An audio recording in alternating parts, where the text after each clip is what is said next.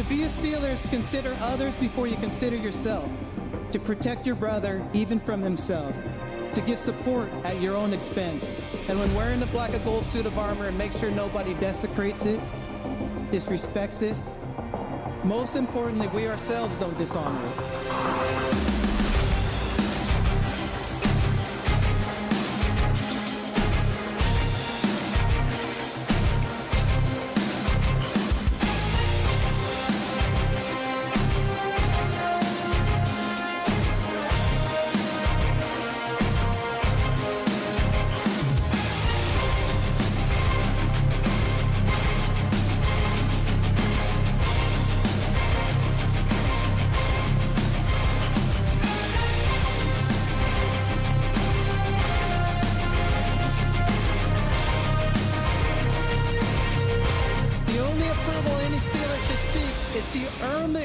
From previous legends who have donned the black and gold.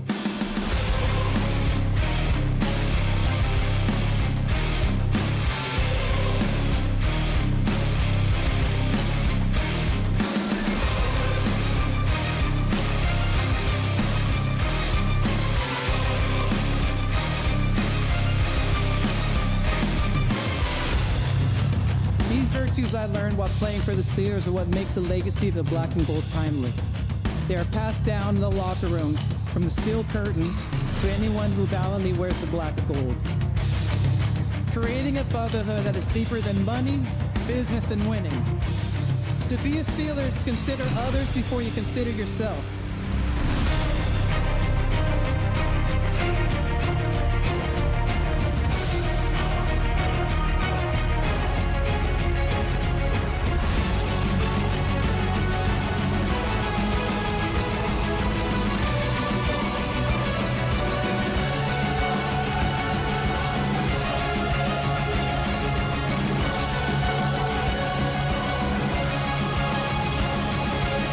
This is our culture, Steeler culture.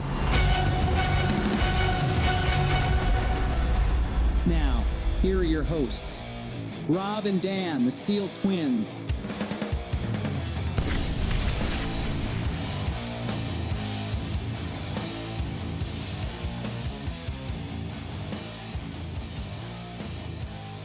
Steelers Nation, happy 1-2-3 day. It is New Year's Eve, and we got some Pittsburgh Steelers football to look forward to, man. We are heading all the way to Seattle to face the Seattle Seahawks in a game with major playoff implications.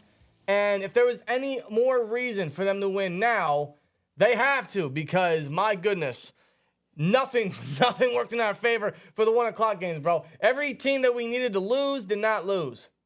In fact, they're winning. Yeah. We're talking the Ravens blew out the... Ironically, the only thing that might help us next week is the Ravens blew out the Dolphins and have clinched the #1 seed. The AFC playoffs will run through Baltimore. Yeah. That's the only thing that helped us. Otherwise, the Bills are winning. The Colts are winning. The Jags are winning. And the Texans are winning. Now watch us fucking lose. And it's on the West Coast, too. It's on the West Coast. Steelers don't have... Mike Tomlin's favorite, man. Mike Tomlin's favorite, the West Coast. We always call it Pittsburgh West over there, but Tomlin and company do not do well over on the other side of the country. So they have a tough task today, man, against the Seahawks. But somehow, man, it is still winnable, and the Steelers' playoff chances are somehow still away, still in... I don't want to say good chances because it's not. It's really not. But no, our chances are even more slim. They're very possible, but it's more slim. It's very slim. Let's just say this. This is without a doubt the biggest game of the year. If they lose, you can kiss your playoff hopes goodbye. Now, again, we've said this every week for the past couple weeks now. We already know what the end result is going to be in the playoffs. Are you sure? Because some people have questioned our take on that. Like, people have questioned, how do you know that's going to happen? You can be as optimistic as you wish, okay? That's your right. That is your freedom as a fan, okay? I used to be that type of fan. No longer. No. If we somehow make the playoffs, we're not going far. It will be a one-and-done situation. And honestly, man, I'm expecting a blowout if we make the playoffs. Well, no, because we're not going far. Every time we've gone to the playoffs, we've gone one and done, and each outcome has been a blowout. So excuse me and Dan here for thinking that's going to be a repeat of every time. So why would you expect in Mike Tomlin's worst year as Steelers head coach that he can take us deep into the playoffs? It's not happening. Or get us past the wild card. It's not happening. It's not happening. No. But somehow the Steelers' playoff hopes are still alive, a lot more slimmer than they were when we woke up this morning. But they still got to get a win this week. They got to get a win today versus Seattle. And they still need to hope that the Jags lose next week or the Bills lose next week. Because without a doubt, the Colts and the Texans, hopefully don't go to a tie. Crazier things have happened. We said that for the Chargers and Raiders a couple years back, and it almost happened. That's not going to a tie. So that game, one of those teams is going to lose. We ain't got to worry about that. But we still got to worry about winning this week, then next week, and hoping that the Jags lose next week or the Bills lose next week. Yeah. And who the Jags play next week? I know it's a rival. Titans. They face the Titans. Oh, great. Oh, great. And the Bills face Miami. They face the Dolphins. And you know Miami's going... All they're fighting is higher seeding. In fact, Miami is fighting for higher seeding at this point, and they are also trying to play spoiler for the Bills. So Miami... Well, they also got to clinch the division. They have yet to clinch that division. So they still have a lot to fight for next week, does Miami. So that could be in our favor. But all that aside, all help aside, which we always have to ask for, all help aside, we still got to win. That's the most important part. We still have to win today and next week. We still have to win, man. This is the biggest game of the year. If we lose today versus Seattle, bro, fuck the playoff hopes. Fuck the playoff scenario, swear jar. And I don't even want to think of where to start for the playoff scenarios next week. Do you know what's all going to have to happen? I don't want to read it. We'll probably have to if we do lose. Hopefully not. We're on the road, Seattle and the West Coast. You know, we're going to have to go in there into their own stadium and do some damage and handle business. But the way Tomlin handles business, he does it the hard way, not the easy way. Obviously. By the way, the Cardinals just took the lead over Philly. How much time? 32 seconds. Yeah. Wow. Philly is exactly like the 2020 Steelers. Only a little more legit, but they are having No, I wouldn't say that. No, what I say that is they have better coaching, they have a better team than we did in 2020. Yeah, but even then, they're fumbling the season. It's a massive collapse, absolutely. They're fumbling the season. It's a massive collapse. So I don't think Philly makes it far into the postseason. I at one point thought they were the best team in the league. No, I'm wrong. Nope. I hate to say it, the best team in the league right now, if it's not the Niners, it's probably the Ravens. It's a team that dismantled the Niners last week on Christmas. It's probably the Ravens. And I hate saying that. What today confirmed to me is Miami is not legit, but the Ravens are. The Ravens are legit. They are. I will say it. The Ravens are the best team in the NFL. They have clinched the number 1 seed. The AFC playoffs will run through Baltimore. Yeah. I still question Lamar Jackson and John Harbaugh in the playoffs because their recent history shows that they can't go far or they struggle in massive games like that.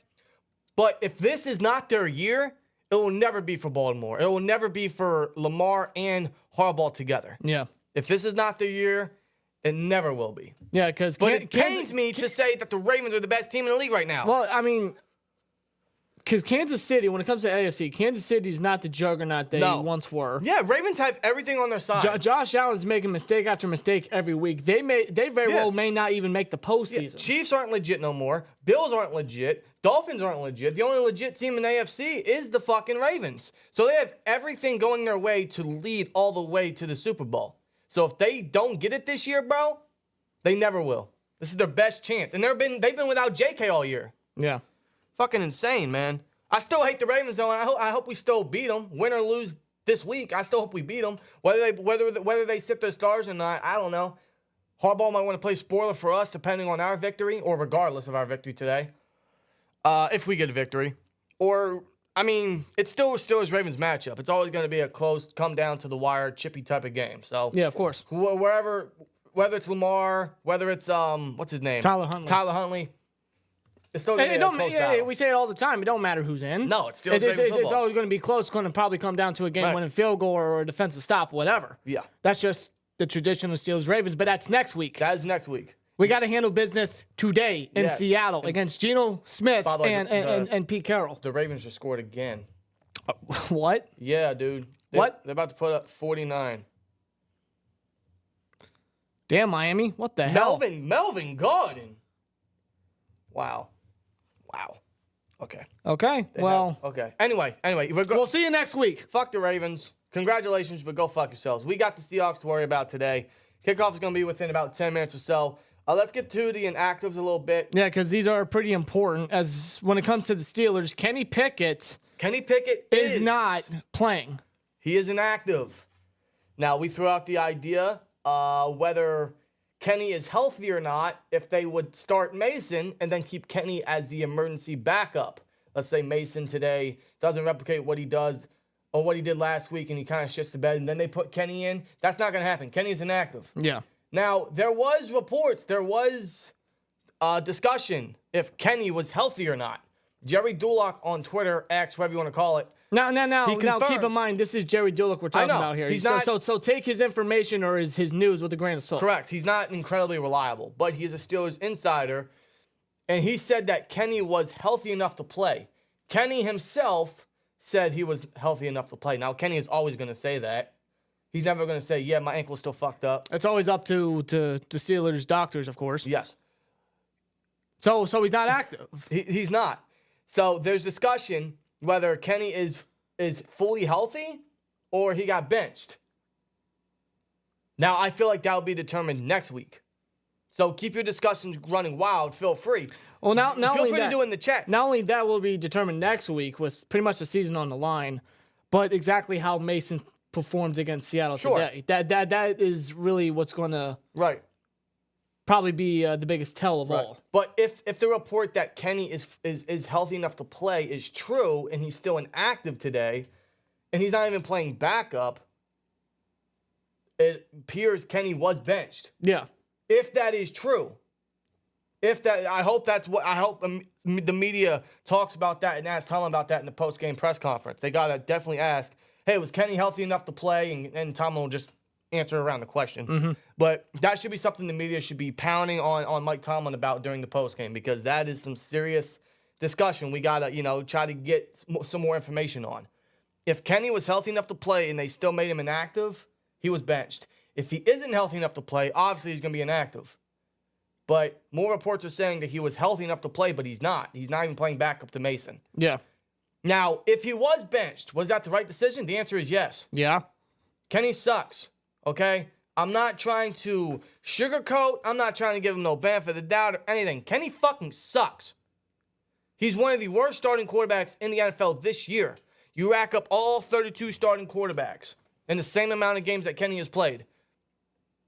He's almost at the bottom of the list. If not the bottom of the list. Yeah, seriously. Kenny is not a starting NFL caliber quarterback. He is a backup quarterback. That is what his year 2 has showed me. He's a very safe and reliable backup, but he's not the starter for the Steelers. He may be looked into some eyes of Steelers fans as the starter, probably even in Mike Tomlin's case, as the starter for the Steelers because of the first-round pedigree he's got. Right. But his performance and the way he's played all season, no, he's not a starter no more. And nor should he just be gifted that starting role again. Yes. Like, if Kenny wants to be the starter again, he wants to compete to be the quarterback, absolutely. He's got to earn it. He's got to fight for it. Right. You got to give that man competition. And that's what they got to do for next year. That's what they got to do for next year when it comes to Kenny Pickett, because they are going to continue to run with him and rely on him. But if they did bench him in, that tells you everything that you need to know about Kenny Pickett's future and the Steelers' future in Kenny Pickett. Yeah. They still might give him a chance next year. We can all expect that. But, again, I mean, there isn't any groundbreaking, concrete news on if Kenny was benched or not. That's your speculation on the reports that Kenny was apparently healthy enough to play. But if he was benched, it's the proper decision because Mason gives us more points on the board. He did double of what Mitch and Kenny was able to do all season in one game last week. Whether he replicates that today, we'll find that out in a couple short minutes. I'm not anticipating it because there's more film on Mason for the Seahawks to game plan. Yeah. The Seahawks are going to throw a lot at our atrocious pass blocking offensive line, right? I mean, no, but just they can definitely anticipate more of the deep ball from our offense compared to what we used to do or what we were incapable of doing with other quarterbacks. Well, and that's the thing, and that's the difference with Mason. That's what he brings to the offense. He brings a bit more aggressiveness and more unpredictability with the offense, and that's what we need. We just need a change of scenery, something change at the quarterback position. Mason does bring that, and compared to the other two quarterbacks, Kenny and Mitch, Mason just brings better attributes to the position, right, and just better skills and better execution. And he showed that against Cincinnati.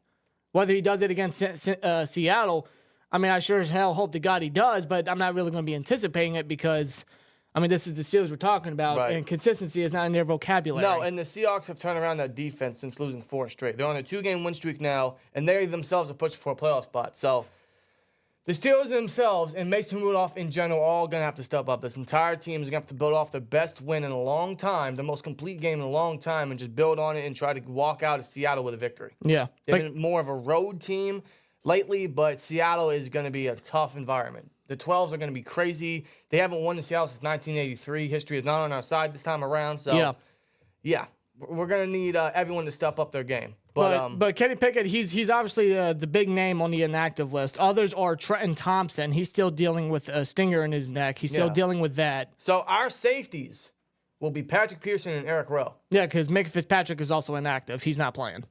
So Pat Pete will be up at safety again for a second straight game, second straight start safety, and Eric Rowe will be elevated from the practice squad. Which means that Levi Wallace will be the starting cornerback opposite JPJ, and whoever they put him up against, you can damn well bet that they're going to get their stats and get their plays and maybe even a touchdown or so.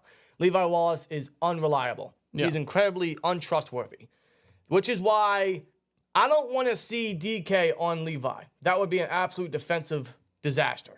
That would be terrible game plan. I mean, regardless who Levi's covering, whether it's DK or Lockett, I mean, it's still a disaster because Lockett's right. Lockett, you know, everyone looks at DK as number one, and rightfully so. DK's great. He's the number one. But Tyler is severely underrated in the NFL. Like, his hands are reliable. His speed is scary. And the way Wallace's coverage is in his play, right. I mean, it kind of scares me knowing that he's going to be covering Lockett. Well, that's why... and Lockett's been so reliable for Geno Smith. Yeah, absolutely. And that's why we're hoping that JPJ follows DK everywhere. He's going to have to. Very much like he did versus DeAndre Hopkins on Thursday night many weeks ago versus the Titans. JPJ follows DK. There's no ifs, ands, or buts or questions about it. Wherever DK is, JPJ is right across from him. Yep. Every fucking down. Every rep. It has to happen. This might arguably be his biggest test. I know he's had a lot of big tests this year. Devontae Adams, Puka Nacua. I mean, so many others. DeAndre Hopkins. And he stepped up to the plate in every single one of them. Big time. But DK from a matchup, from a physical matchup, this might be his biggest obstacle right now for JPJ. Arguably, yeah, you're right. He needs to be on DK every down. Yeah. No questions about it. Jordan Brooks is out. You can see why that brings a smile to my face. Yeah. Because Devin Bush will be starting at linebacker for the Seahawks. Yes, that Devin Bush. Yeah, good old DB is starting for Seattle. Oh, God. That means that we got to utilize Muth and Warren and attack Devin Bush. The Steelers know every fucking weakness Devin Bush has. They know him better than any other fucking team or coach. They know Bush better than Bush knows himself. Exactly. They should. So the Steelers should be able to exploit those weaknesses, which means obviously Seattle's going to want to play too high safety and game plan against Pickens and his deep ball ability after a career game last week. So that's where the underneath routes in the middle of the field is going to be key for Mason and this offense to get up the field and be methodical and try to drain the clock and utilize your other targets. That's where Muth is going to come in this game. He's going to be that game changer. Attack him against Bush. Attack him against their safeties. Get Warren involved up the middle. Let him run over fucking Devin Bush. We're all anticipating it. We're all going to go nuts if it happens. It's probably going to happen. Him or Najee, but especially Warren. You got to give Warren the ball. Yeah. We said it in the pregame, man. Just continue to feed the guys that produce for you. So that's what we got to do on offense, especially attack their rough depth that they have to start today because of the injuries. But the other inactives for them are, let me see, Kenny McIntosh, Kelvin Joseph, Jordan Brooks, McClendon Curtis, Jason Peters, Jaquan O'Neal, and Mario Edwards, yeah. One of their defensive linemen. So they're going to have to rely on a bunch of their defensive depth. So it'll be interesting. Devin Witherspoon is not inactive, so we can anticipate him against Pickens most likely. Whether that means less playing time for Artie Burns, I mean, we'll figure that out, but I'm sure he's still going to see some time against his former team. Like we said, our inactives are Kenny Pickett, Trenton Thompson, Darius Rush, Minka Fitzpatrick, Landon Roberts. Yeah, he was already marked as out at the start of the week, so we all anticipated that. Dylan Cook and DeMarvin Leal. Yeah. So our starting linebackers are going to be Miles Jack and probably Michael Walker. It should be Blake Martinez, but they're probably going to start Walker because he has more reps on the defense. That doesn't mean he's better, because he's not. He sucks. He's absolutely atrocious. No, he's been terrible. I would give Martinez more snaps and just see what he's capable of. But that means the back half of our defense is going to consist of practice squad depth. Patrick Peterson in the second game at safety, Eric Rowe, fucking Blake Martinez probably going to see some time in rotations, Miles Jack, Michael Walker. It's a lot of depth. And they stepped up to the plate last week, but they got a tough test against the Seattle offense that when they get going, it's tough to stop them. So this is where, especially the pass rush, is going to have to eat, man. It's going to be a big game. It's going to be a very interesting game. Steelers-Seahawks have a lot of great history. Seems like anytime these two teams face off, it's one of those must-see matchups, just based on the history between these two franchises and their previous matchups. Yeah. I mean, look at that size comparison between JPJ and DK. That's why I say the physical matchup itself is his biggest test. Wherever he goes, man, JPJ follows. It's as simple as that. There's also a poll in the chat for you guys. How many touchdowns does Mason Rudolph throw? 0, 1, 2, or 3? 46% say 2 touchdowns, which would replicate his stats from last week. I will say I also think he throws an interception this week, but I hope I'm wrong. We're all hoping for a great game from Mason, just like last week. So it'll be kickoff in just a couple seconds, guys. So Steelers-Seahawks is officially underway. If we lose, man, our playoff hopes are gone. This is where we really got to win, man. In Seattle, where the 12s are going nuts, it's almost like a playoff atmosphere, and there is kickoff for the Steelers and Seahawks. This will be a touchback, and here it comes. My fucking quarterback, Mason Rudolph, man. Mason Rudolph, man, the guy that saved the holiday season. Saved my Christmas, Saved bro. Christmas. Now he's going to continue to lead the sleigh. Hoping he can kind of help us feel pretty good going into 2024, man. It is New Year's Eve, man. That's crazy. New Year's Eve already. We're already about to be in 2024. Hope you guys had a great 2023. Hope 2024 is a blessing and a much greater for you guys. So shout out to all you guys in the chat, man. Robinson in motion. On the center, they're going to give it to Najee up the middle. He'll keep pushing. He'll get about a 4 or 5 yard gain there. That sunlight is going to be a fucking pain in the ass. I feel like it's going to definitely affect some plays on offense, whether that's wide receiver trying to catch the ball or quarterback vision down the field. I just feel like that sunlight's really going to play an effect in some time this game. Mason is a stud class act too. He is everything as a class act. He's very professional, man. He has every reason to want to, say or speak whatever he's feeling, bro, after everything that's gone down. They're going to give it to Najee again. He won't go anywhere. Second to Najee. Run. They're going to have to pass it here. Tackle by 21 right there. Devin Witherspoon, the rookie Devin Witherspoon, who might win Defensive Rookie of the Year, and deservedly so. I'd personally give it to him more than a Jalen, what's his name? Jalen Carter. That's just me. Witherspoon's a stud. I think he deserves it. Tomlin will never be fired. Tomlin could defecate on the statue of Mr. Rogers outside Heinz Field and still keep his job. No, I agree. Mason. Clean pocket, throws, caught. Deontay spins makes out of the a man defender. miss. He makes Witherspoon miss. Up the sideline. He'll get a good chunk. That'll get a Steelers first down on 3rd down, man. Moves the chains. There you go. Great yak ability by Deontay Johnson right there. Gunner scored a touchdown. I don't. Good for him. I wish he did that for us. Good for him. Good for him. Okay, so he's what, a giant? I don't know what he is. He's not here no more. He sucks. I don't care. Good. He got a touchdown. Good for him. Even Devin Bush makes a tackle every now and then. Speaking of which, there he is. He's number 0. There we go. Under center. Warren in the backfield. They're going to give it to him. He spins out of a fucking tackle. He pushes Witherspoon. What a positive, strong run. Looks like he gets enough for a first down on that one. Yep, that'll be back-to-back plays where it's the Pittsburgh Steelers first down right there. Spins out of a tackle. Wow, man. Yeah, he runs on the side of Darnell Washington and Allen Robinson. I mean, Witherspoon read that very well. It's just Warren's just too freaky. Yeah, whoever had an attempt at that first tackle could not make the play. Who was that? It looked like number 30. I don't know who that is. But Witherspoon, yeah, he tries to make the tackle, but Warren just pushes him. Yeah, Warren's such a strong fucking player, dude. Such a strong back. And that is a first down run. Mason will throw. Caught by George Pickens. They will mark that a catch. The defender tried to rip it out, but Pickens on a hitch route makes the completion for about a gain of 5. That was you won't believe who. Artie Burns. No, it wasn't Artie Burns. Okay, I wish. damn. Who? Michael Jackson. Oh, damn. Can you say that was Warren? Can you say that was bad? I'll shut up. Here, I'll put on the swear jar just how fucking bad that was.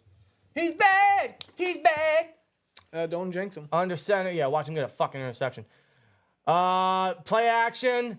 Looking for a screen pass. He can't find a throws target. In the dirt. He didn't like the play design right there. He just throws that to legs of Warren. No. He didn't like what he saw. It was an intended screen route, and he just threw it at the dirt. That play unless there was anywhere. somebody open up the field to which. No.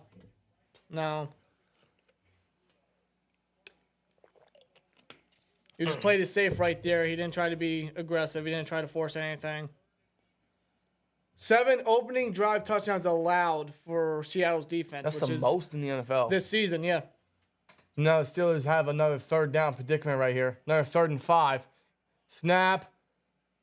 Mason feeling the pressure, feeling composed. He's trying to run out. Throws he throws. it. Oh, and Pickens. Oh, what a catch. He attempts to reach, but the refs call it incomplete. The refs will say it's an incomplete pass, man. Mason gave Pickens an opportunity. Let's see if he got that in bounds, first of all.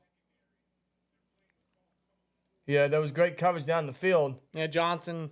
He found Pickens on the right sideline. Are they going to show the catch?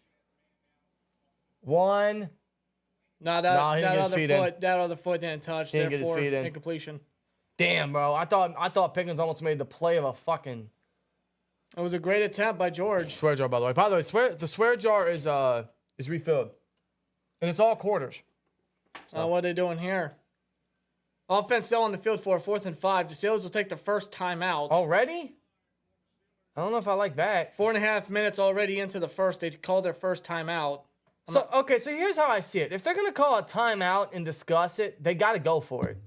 Otherwise, you're wasting a timeout just to punt it. Yeah. To which, I mean, Tomlin... Just punt it. Tomlin just talked to his offense. I like the aggression factor, but you have to call a timeout just to decide on it, man. God, why they always got it? I don't know why. That's one of Tomlin's biggest issues right there is game management. Timeout usage. But they are going to go for this. They're probably going to try to hard count it, try to get him offside. But they go shotgun. See if they try to get him to jump. No, there's the snap. They run a blitz. They run a blitz. Mason goes deep for Pickens, and it's incomplete. It's broken up. Broken up by Tariq Woolen. They went for it. He went deep for Pickens. Reek Woolen was just able to break it up. It was underthrown. It was an underthrown pass towards the sideline for Pickens. And Woolen gets his hand right. Yeah, it was just a great pass breakup right there by Woolen. Yeah, perfect. It was good, I suppose, what do you call it? It was good timing right there by Woolen to get his hand in there. Literally right as the ball arrived. I appreciate the aggression, but I don't think it was the smartest idea. I don't. I mean, it's still early, so perhaps maybe they were feeling confident. Maybe with Mason, they want to be more aggressive. Maybe they feel more confident with Mason. That's why they went for it. But I don't know. In the biggest play, game, they went for the one-on-one coverage with Pickens. Yeah. I don't know if I agree with that. I appreciate the aggression, but early into the game, you can kind of get away with it, but it's also the biggest game of the season.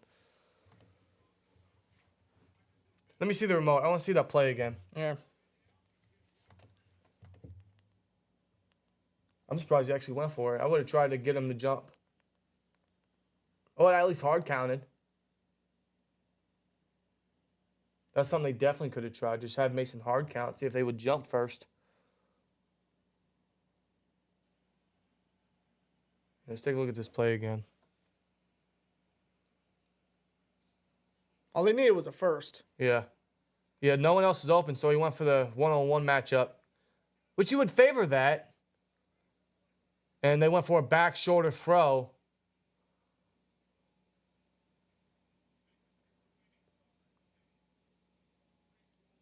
And the ball was where it needed to be. Wolin just had great timing when the ball arrived. Yeah. I would have had. I mean, if I'm Mason, instead of throwing a back shoulder pass, I'm going 50-50.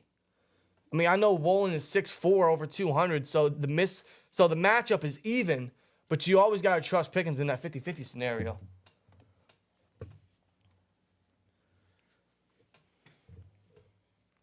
I don't know. Do you guys agree with that? You guys agree with that? I like to know and question why Muth wasn't used up the middle of the field on that one. Yeah. Your reliable tight end, your reliable target. Yeah, they just had him run a hitch route. The middle exposed. Yeah, they just had him run a hitch route. Because they went up the seam. They seen what Pickens did last week. And like you mentioned, they're going to try to keep him covered. 2 high safeties, whatever. Yeah. That's where Muth comes into play, right there in the middle of the field. Absolutely. And all they needed was a first, too. Gino's going to throw, and it's way off. Yeah. Very underthrown, very poor pass intended for DK Metcalf. Incomplete 2nd and 10 coming up. No, because I agree. I mean, you got to use Muth up the field. It seemed like it was like Muth and the slot weapon went short, and the other targets went up the field. And they played too high on Johnson and left Pickens one-on-one. But that's where you got to use Muth up the middle. I don't think they understand. I don't think they comprehend what that means. They don't know what it means. They did that once with him in the Bengals game. The first Bengals game. And ever since then, Muth hasn't really done much, unfortunately. They're going to give it to quiet. Kenneth Walker. And he stopped the line of scrimmage. He will get nowhere. Maybe a gain of 1. So it'll be, a 3rd and 9 coming up now for Seattle's offense. Yep. Could be an immediate 3 and out. Keone Benton still gets to start at nose tackle, rightfully so. Oh, he ain't losing that job. Fuck no. They need to play him more, honestly.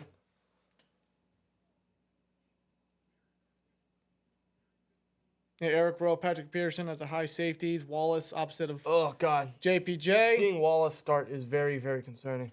We ain't got a choice. That's the tough part. We ain't got a choice. Out of the shotgun is Geno Smith. There's a snap. Oh, feeling the pressure from Highsmith. He throws it short for Noah Fant, and he's just a yard shy. What a stop by the defense. Mainly Patrick Peterson, preventing any extra push, any extra effort from Noah Fant. That would be below the gain of change. That's a 4th and 1. I got to wonder with Pete Carroll and his aggressiveness if he's going to want to go for it right here. Yeah, otherwise that'll be an immediate 3 and out, and Geno's coming off the field. Now it doesn't look like they'll go for it. Yeah, unless they try to team. fake it here. I wouldn't underestimate a fake here, but they don't make the first. Well, that's a 3 and out right there. And they're near midfield too, so. Yeah, Carroll could. If you wanted to, but he's going to try to pin him down deep right here. Number 20 shifted, so now they're going to punt it. Yep, there's the punt. Pin the offense down deep if they can. That's Calvin Austin fakes it, and that'll be a touchback. That's a touchback. There we go. That'll be a touchback. So 3 and out. So 3 and out for the Seahawks. All right. We shouldn't be that far behind, guys. If we are, it's because of the YouTube TV broadcast. That's why. I've noticed it's kind of been a thing all year, unfortunately. But that's not us. It's the stream itself from YouTube TV is why we're behind compared to you guys. All right. So far, kind of defensive. Nothing crazy going on right now. No, I don't think Carroll's worried yet. No. Yeah, I agree with you guys. Run the dang ball. I'm just streaming on a website. Well, I've had to done that 1,000 times before with Steelers games. It's helpful, but it's always not reliable. That's why I just got the Sunday ticket package with YouTube TV. I shut down the DirecTV contract and just went back to YouTube TV. Once I found out they had their, once I found out they purchased Sunday Ticket, it was an easy decision for me. I'm watching with an antenna on my TV. You still got one of them box TVs, don't you? You still got one of them box fucking things, don't you? Swear jar. All right, let me see something. Get on Twitter quick. X. So, whatever it's called, okay? Whatever. So, to confirm,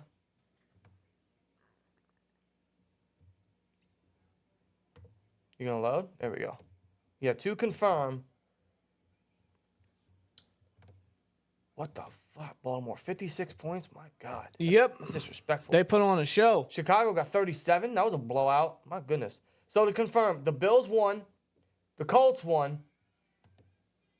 The Jags won. They shut out Carolina without Trevor Lawrence. Yeah, that don't surprise me. And the Texans won. So every team we needed to lose won this week. Mm-hmm. That did not work. That did not work. So we have to win this game, folks. It is very important that we win this football game. No question about it.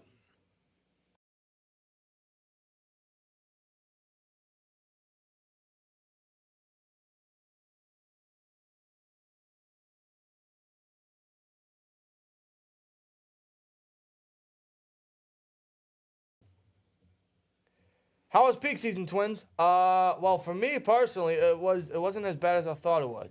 Yeah, same thing. It was actually pretty easy. It was kind of smooth. I mean, the last week was obviously the heaviest, but it was kind of smooth. Mason with the play fake. He's looking deep down the field. It is caught. Deontay. No, it's not. Deontay. No, you gotta be fucking you kidding stupid me. son of a bitch. You have got. Oh my God. You have got I'm to be done with fucking this guy. kidding me. I'm done with this guy. Get him the fuck out of here. Jesus, I'm done. That wasn't even Mason's fault. No. That was he nowhere had near it and then Mason's he fault. lost it. Is that gonna be an interception? By Michael Jackson. Johnson has it in He his made a arms. great catch. He had possession, then fumbled it. How the fuck do you lose your grip? Just go So out that's a of bounds. fumble. So that's a fumble. Cause he had possession, then fucking. How do you lose the fumble? How do you lose the ball in that situation? You know what happened? Johnson caught it. He tried to break off the tackle from Jackson, and he tried to gain possession and tuck Just it in. go out of bounds, and tuck bro. it in to continue to go up the field. Man. But he lost control. Booth review. What's there to review? That he stepped out of bounds before he lost the ball?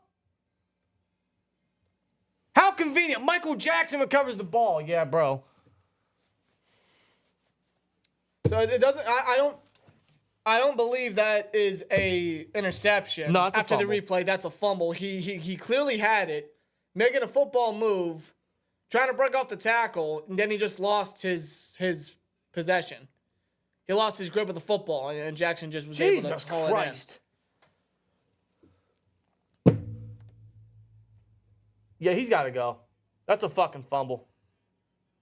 Unless he stepped out of bounds, it in. No, he didn't. that's a fucking No, fumble. he didn't. I didn't see his foot out of bounds. He caught it, had possession, took 1,000 steps, and then lost it That before was a big mistake by Johnson. What? Just go out. Just. Yeah, that's a fumble loss. So they said according to Steelers, they said he stepped out. Before he fumbled? Apparently. Let's get a look at the play again. Well, just they'll show the replay. Like, I don't know why you need to go back.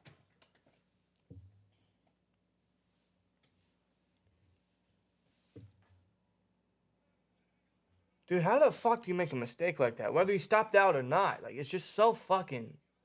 It's goofish. Okay. Hauls it in. Where's the... When did he step out? Did his heel step out before he lost control? Oh, my God. Oh, my God.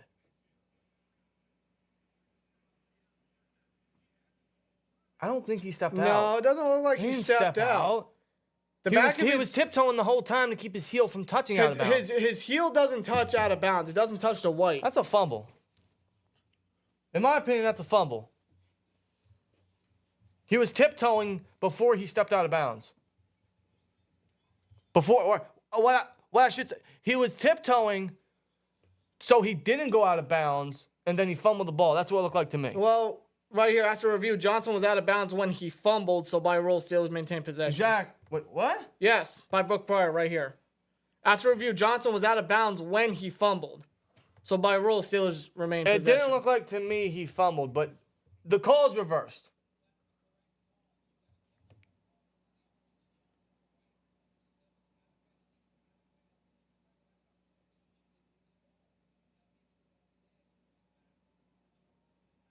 What?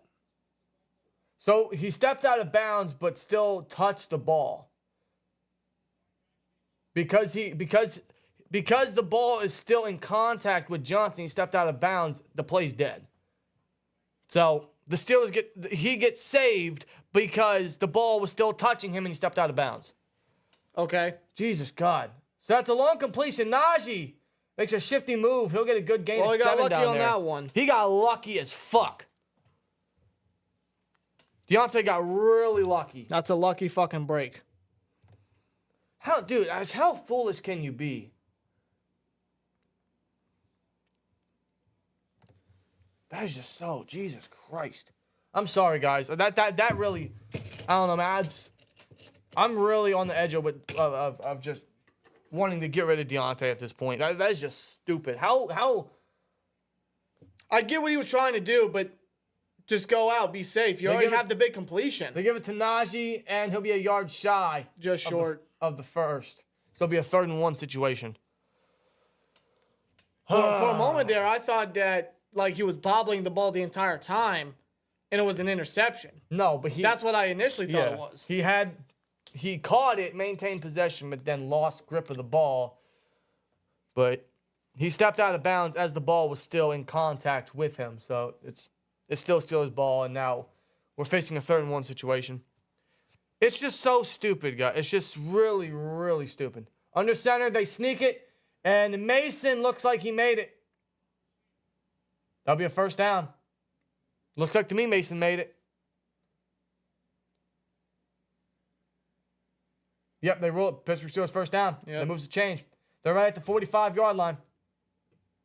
45 on their side of the ball, so they're right at midfield. We don't have to do anything pretty today, folks. We don't have to do what we did last week. Just I'd love for that to happen every week, but we know that's not possible with the Steelers. Just be methodical. Get first. Kill the clock. That's all you got to do. Get points on the board. You ain't got to be fancy.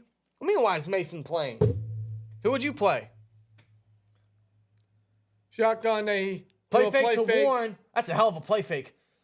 And he throws it to the feet of Connor Hayward. He didn't find anyone down the field. Mason's playing because he was able to get us the most points in a long time. That's why he's playing.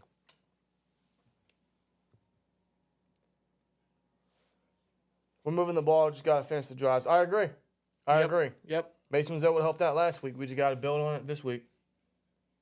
As long as we can continue to get down the field, man. Just we need those points. Mason is better than Kenny. I agree. He's better in a lot of ways. He showed that last week. Warren back in the lineup. Shotgun formation. 2nd and 10. Oh, they run a draw with Warren. Warren's got a lot of room. He's fighting. He just might be short of the 1st down. Yeah, it would be about a 9-yard carry by Jalen Warren. That was a hell of a fucking run fake. There's a simple draw. He saw a lot of field. Yeah, they really felt. And they're going to sneak with Mason again on a 2nd and 1 to move the chains. And it's going to be close. I think they're going to mark him short. Just might be shy. Just might be shy.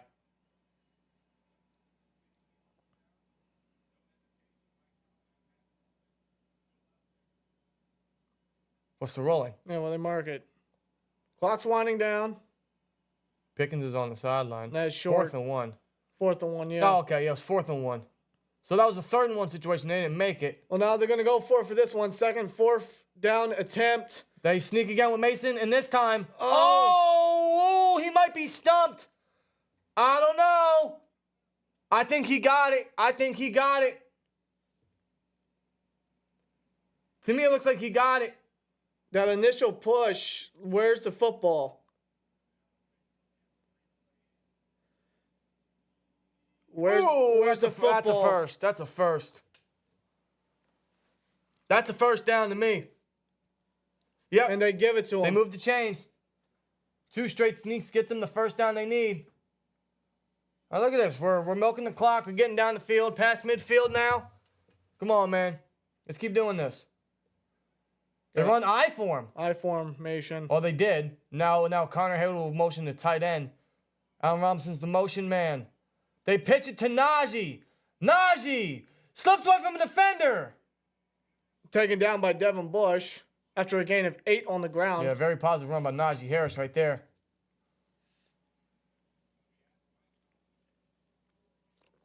Yeah, very good run by Najee.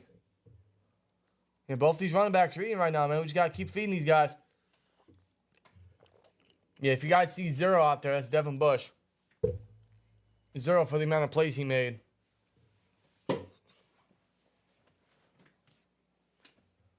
$44 rushing yards already in this first half. I think it's Warren in the backfield. Under center. They give it to Najee. I'm sorry, that's Najee. He moves the change with another first down. Wow, go. How about this, folks? There we go. How about this, man? What is that? 3, 4 first downs on this drive alone? Move the chains. Look how methodical we're being right now, bro. This is exactly what we have to be. Got to keep Seattle's offense off the field. We got to drain the clock. This is exactly the game plan I was hoping for. We don't got to be fancy. We ain't got to be all special. Just, smart football. Then they're going to go shotgun here. Pickens on the right side. 32-yard line. Muth. I'm sorry. Mason throws it down to Deontay. There's a flag on the play already, but that's a first down as he's being pushed back. That'll be a first down, but what's the flag? And that's around the line of scrimmage. Yeah, that's your old buddy, Deontay. I know. He's your enemy today. Man, fuck it. I'm sorry. I know they're buddies and shit, but as soon as that kickoff, man, there's no respect. There's no respect anymore. We're playing an important game right now. I'm not trying to be buddy with you. That's after the game. Illegal shift On the offense. That'll take away Deontay's first down. Yeah, that's not entirely surprising. That was on Freiermuth. Or illegal motion, whatever.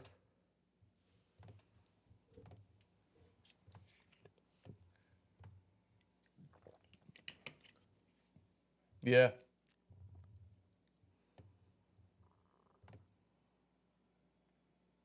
First and 15 now. Yep.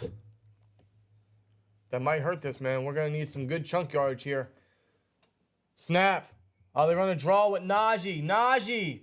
Shifty as shit. He'll get the penalty yards back and then some. Yeah, he's running hard today in the first quarter. Swear jar. People are saying Najee deserves the 5th-year option. They should exercise it. I would. I didn't think the Steelers would because of his age and his position. I would. I wouldn't give him a second contract unless he takes it very team-friendly and they actually legitimately swap Warren and Najee's reps and their roles. But I would, I'd exercise it. I wouldn't keep him around too much longer, though. Mason in empty formation. Takes a snap, throws, high pass, but it's caught. Hold in right there by... Who else? George Pickens. You already knew that. That's another first down. There'll be another Steelers first down there. So the penalty doesn't affect the Steelers, man. They immediately get a first down. That'll put them in field goal range. Right around the 20-yard line. How many first downs is that for this drive? 7. It might be 6 in general for this drive. Yeah, they're going to give it to Warren and a draw. Shotgun draw. He'll get 5 on the ground. Not even. Actually, they'll mark him for 2. It wasn't even 5. I thought he got farther than that. They'll mark him for 2.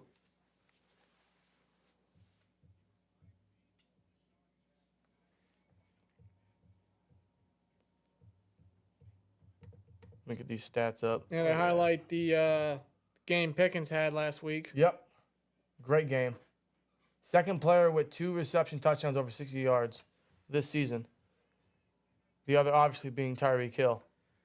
They hand the ball off to Warren. He's being very shifty. Jalen And Warren! he pushes forward for a Pittsburgh Steelers touchdown. Steelers get on the board. And that will be Warren's, what is it, third, fourth touchdown this year?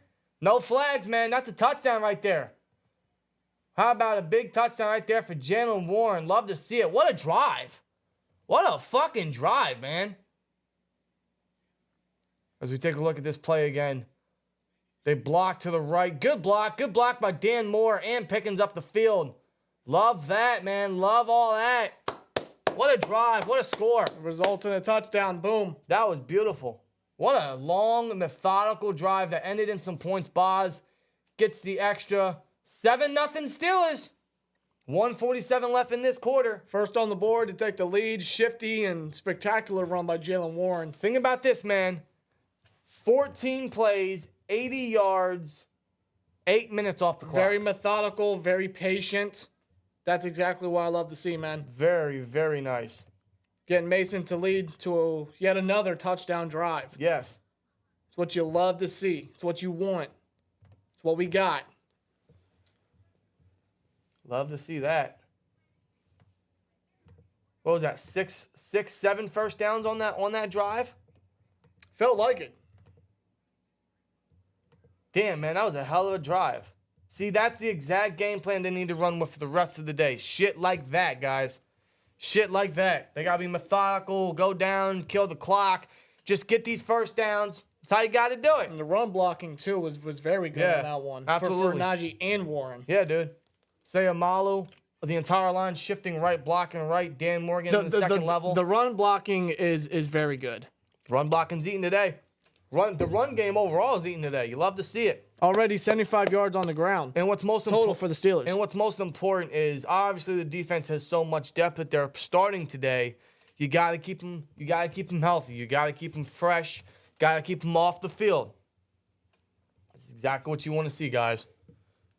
That was a very positive drive. Exactly what you want to see. Steelers are up 7-0. Less than 2 minutes left in the first.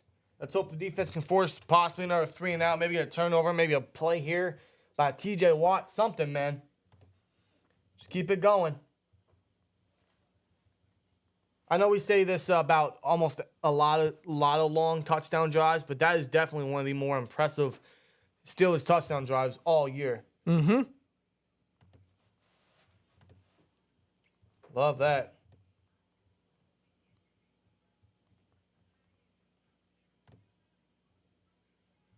All right, this phone's pissing me off.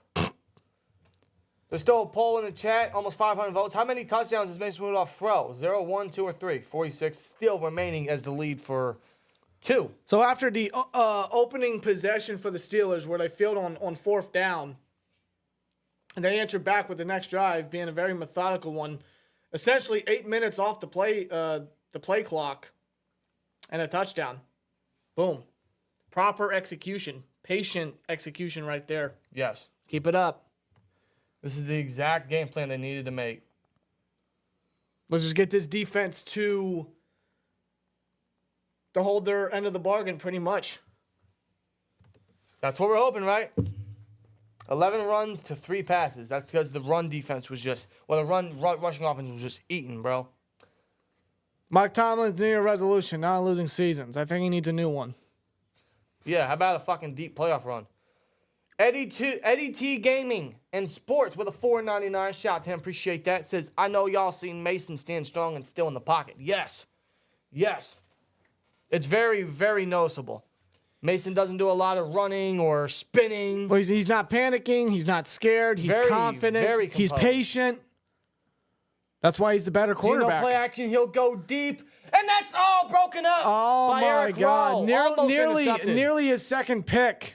Second straight week for Eric Rowe. Yeah, almost intercepted. What a breakup, though. He read that play to perfection. He just couldn't haul it in. For Tyler Lockett, JPJ in coverage. How do you not haul that in, man? Come on. How do you not haul that in? Oh, it just slipped right through. The hands. It slipped right through. Dropped it. Lockett could have caught that. Oh, man. Lockett was anticipating the interception. That could have went in the Steelers' favor, bro. And they go shotgun. Gino will take the snap. He's going to throw short to his running back, Walker. He makes Michael Walker look foolish. Miles Jack is able to bring him down after a gain of 7. They'll probably give him 8. Yep. 3rd and short coming up. 3rd and very manageable. Most consecutive seasons without a losing season. Who cares? Yep. Who cares? How many Super Bowls? But here's the thing. Landry and Belichick, they actually have something that can hold with that resume. That's Super Bowl victories. There's Super Bowl victories that can hold with that. Mike Tomlin only has 1 from 15 fucking years ago. Not his team, by the way. Not impressive. It wasn't his team. Wasn't his roster. But that's an argument for another time. Probably the offseason. 3rd and 3. Gino will throw. It's complete. First down taken down by Rowe. That is caught by Noah Fant. First down. Seahawks first down. 48 seconds and counting left in this first quarter. We need to resign Rowe and Mason Rudolph for 2024. I agree. I bring back Eric Rowe. I think he deserves to get a camp spot, get him an opportunity to make the roster as a depth piece next year. And Mason Rudolph needs to be the backup. That is confirmed. That is confirmed. Cut Mitch, draft, find another 3rd stringer, keep Mason. Simple as that. And they run the ball with Charbonnet, their backup running back, Zach Charbonnet. I don't know if I'm saying that right, but they give it to him. He'll get a short gain there. And I think that play will close out the first quarter as the clock continues to run down. Yep, that'll end the first quarter, folks. So pretty positive first quarter from our Pittsburgh Steelers, man. Closed it out with a great, fantastic drive. Just exactly what Steelers needed to execute today. Hoping they can keep it up. But a very positive first drive, man. Or first quarter. Lord knows what the Steelers' score could be if they were able to convert on that 4th down situation. But they still responded with some points, so they didn't let it get to them. They didn't let it get to them. It hasn't affected us. Typically, stuff like that kind of gets to the Steelers' head, and it messes with them in the long run for the game. But it hasn't affected them, so far so good. Mason should have a shot as a starter. If they're going to keep Kenny as the starter, then it should not be. It should be with competition. And I think Mason deserves a chance at that. He does. I would still bring in someone else to compete. Let me say this. I'm not going into next year just having Kenny and Mason compete for the starting quarterback. I agree. I'm not doing it. The truth is, none of them are the future, and none of them are going to lead this team to anything significant. They're not. No, what I would like the Steelers to do is go out there. If they're able to obtain somebody via a trade or sign somebody, or if they do their due diligence in the draft and somebody just so happens to fall straight to their laps, or maybe they be aggressive during the draft. Maybe they trade for a QB that they really like and just can't pass up on, especially if the opportunity's right there. They should absolutely. They could do that. They should absolutely be in the market for a quarterback next year. But I agree with what you said, man. And the reason I agree with that is because if Kenny is still going to get a shot to be a starter next year, then so should Mason. So should Mason, yeah. That's just simple logic in my opinion. But they should still be in the market for a quarterback, in our opinion. Whether they will be or not, I don't know. I'd hope so. I would hope so. The Steelers got to understand that they really should. Even if they don't actually grab someone else, they have to be in the market. They have to do their due diligence. They have to explore. Yeah. They're probably not going to make quarterback a top pick in the draft. But like you said, if someone were to fall, you got to snag them. Well, again, I'm going to throw the Eagles comparison up there. They resigned Carson Wentz. Technically, that withdrew quarterback as a need, or you would think, for Philly, but they still did their due diligence, and Hurts fell into their laps right there and then. And knowing the talent and the potential he had, I mean, it was kind of hard for them to pass up on that. And Andy Waddle was in that room, that draft room. Yeah. So perhaps maybe Waddle will bring that type of influence as well for the offseason. Under center, they give it to Gino. Play action. TJ Watt slips. Gino goes deep. Wide open is DK. Peterson pushed him out of bounds. Damn it.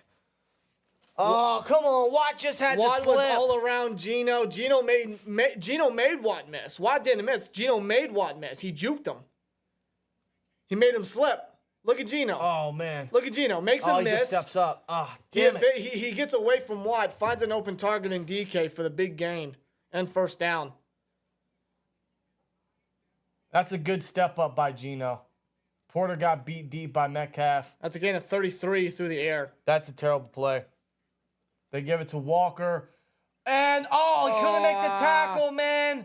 That is Elijah Riley who couldn't tackle him. He had the range. He just couldn't break the tackle. Nah, that would have been a loss of about maybe 3 on the ground, but Walker's able to get around that, get away from Riley and push forward. Riley had the range. He just couldn't bring him down.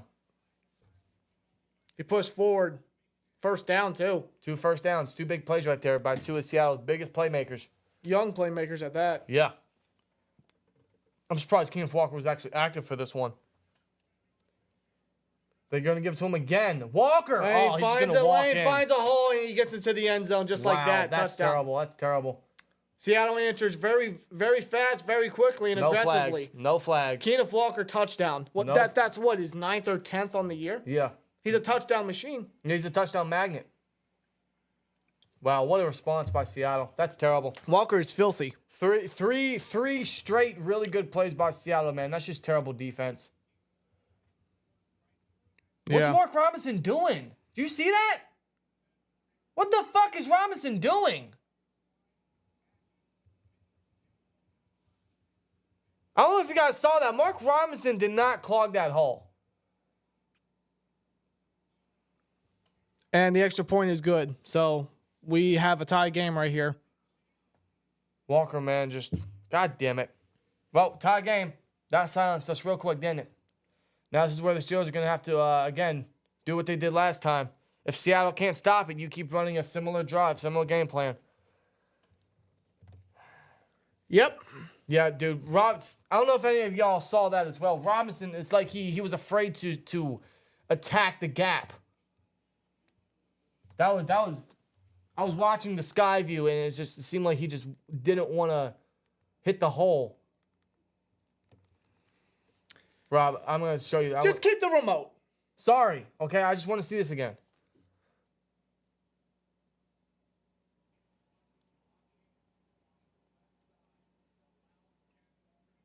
Oh, that's just a bad read. Yeah. Bad read by Walker. Yep. He tried to shoot inside instead of going in between the tackle and guard. Got blocked by the center. That's a fucking terrible rep.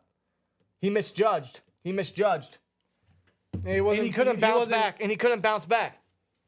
That's terrible. Keep it. Robinson sucks. Mark Robinson sucks. Anyone's hope of him being another Vince Williams is gone, bro. Mark Robinson sucks. Our depth sucks. Our linebacker depth fucking sucks. Actually, most of our depth sucks. The only great depth we have is edge. Pretty much. That's it. Corner still sucks. Corey Trice is undetermined because he got hurt. Our safeties are solid, I guess. But now, all the fucking injuries and everything we got going on Swear Jar that we have to just dig up people from retirement or wherever hole they were hiding in. Yep. Mason will play well, but Seattle will expose our defense. Yeah. Just gotta bounce back. I feel like I know we've been through so many injuries, especially on the top half of our defense, but I just don't have a sense of trust in defense no more. See, the reason why we got so many wins, the reason why we have as many wins as we did earlier on into the season is because of the defense. Hold on, wait a minute. Is that a hold on JPJ? No, that wasn't a hold. I mean, look at DK. Helmet contact. Look at First the of DK all, right that's there. helmet contact. I mean, he's kind of like playing with his arm sleeves right there. That should have been a penalty in terms of helmet contact. He put his head down and just knocked helmets with JPJ. I'll tell you what, man. Fucking inconsistencies with these officials. I swear. Yeah, we saw that last night as well. Nothing's consistent with the NFL. Nothing is. DK may get fined for it, but he didn't get flagged for it. Like George Pickens with the taunting. Yeah, that's just stupid. Why? Because he pointed at the defender off of a long touchdown. Well, you're not allowed to taunt no more. He beat the guy he was going up against. He's not allowed to showboat a little bit.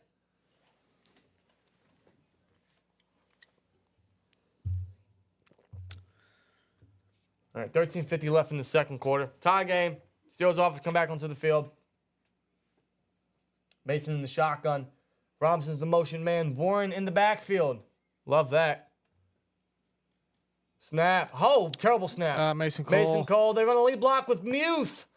And oh my God, Jalen Warren, how do you do this? He's still on his feet. He's still up, down to the 48-yard line. Hard and big, explosive run by Warren. How does he do this? How did he get through? How does he do that? How did he get through? I thought it was a terrible snap.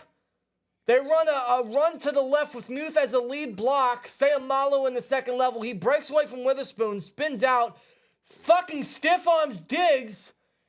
How? And he broke like 6 tackles on that run alone.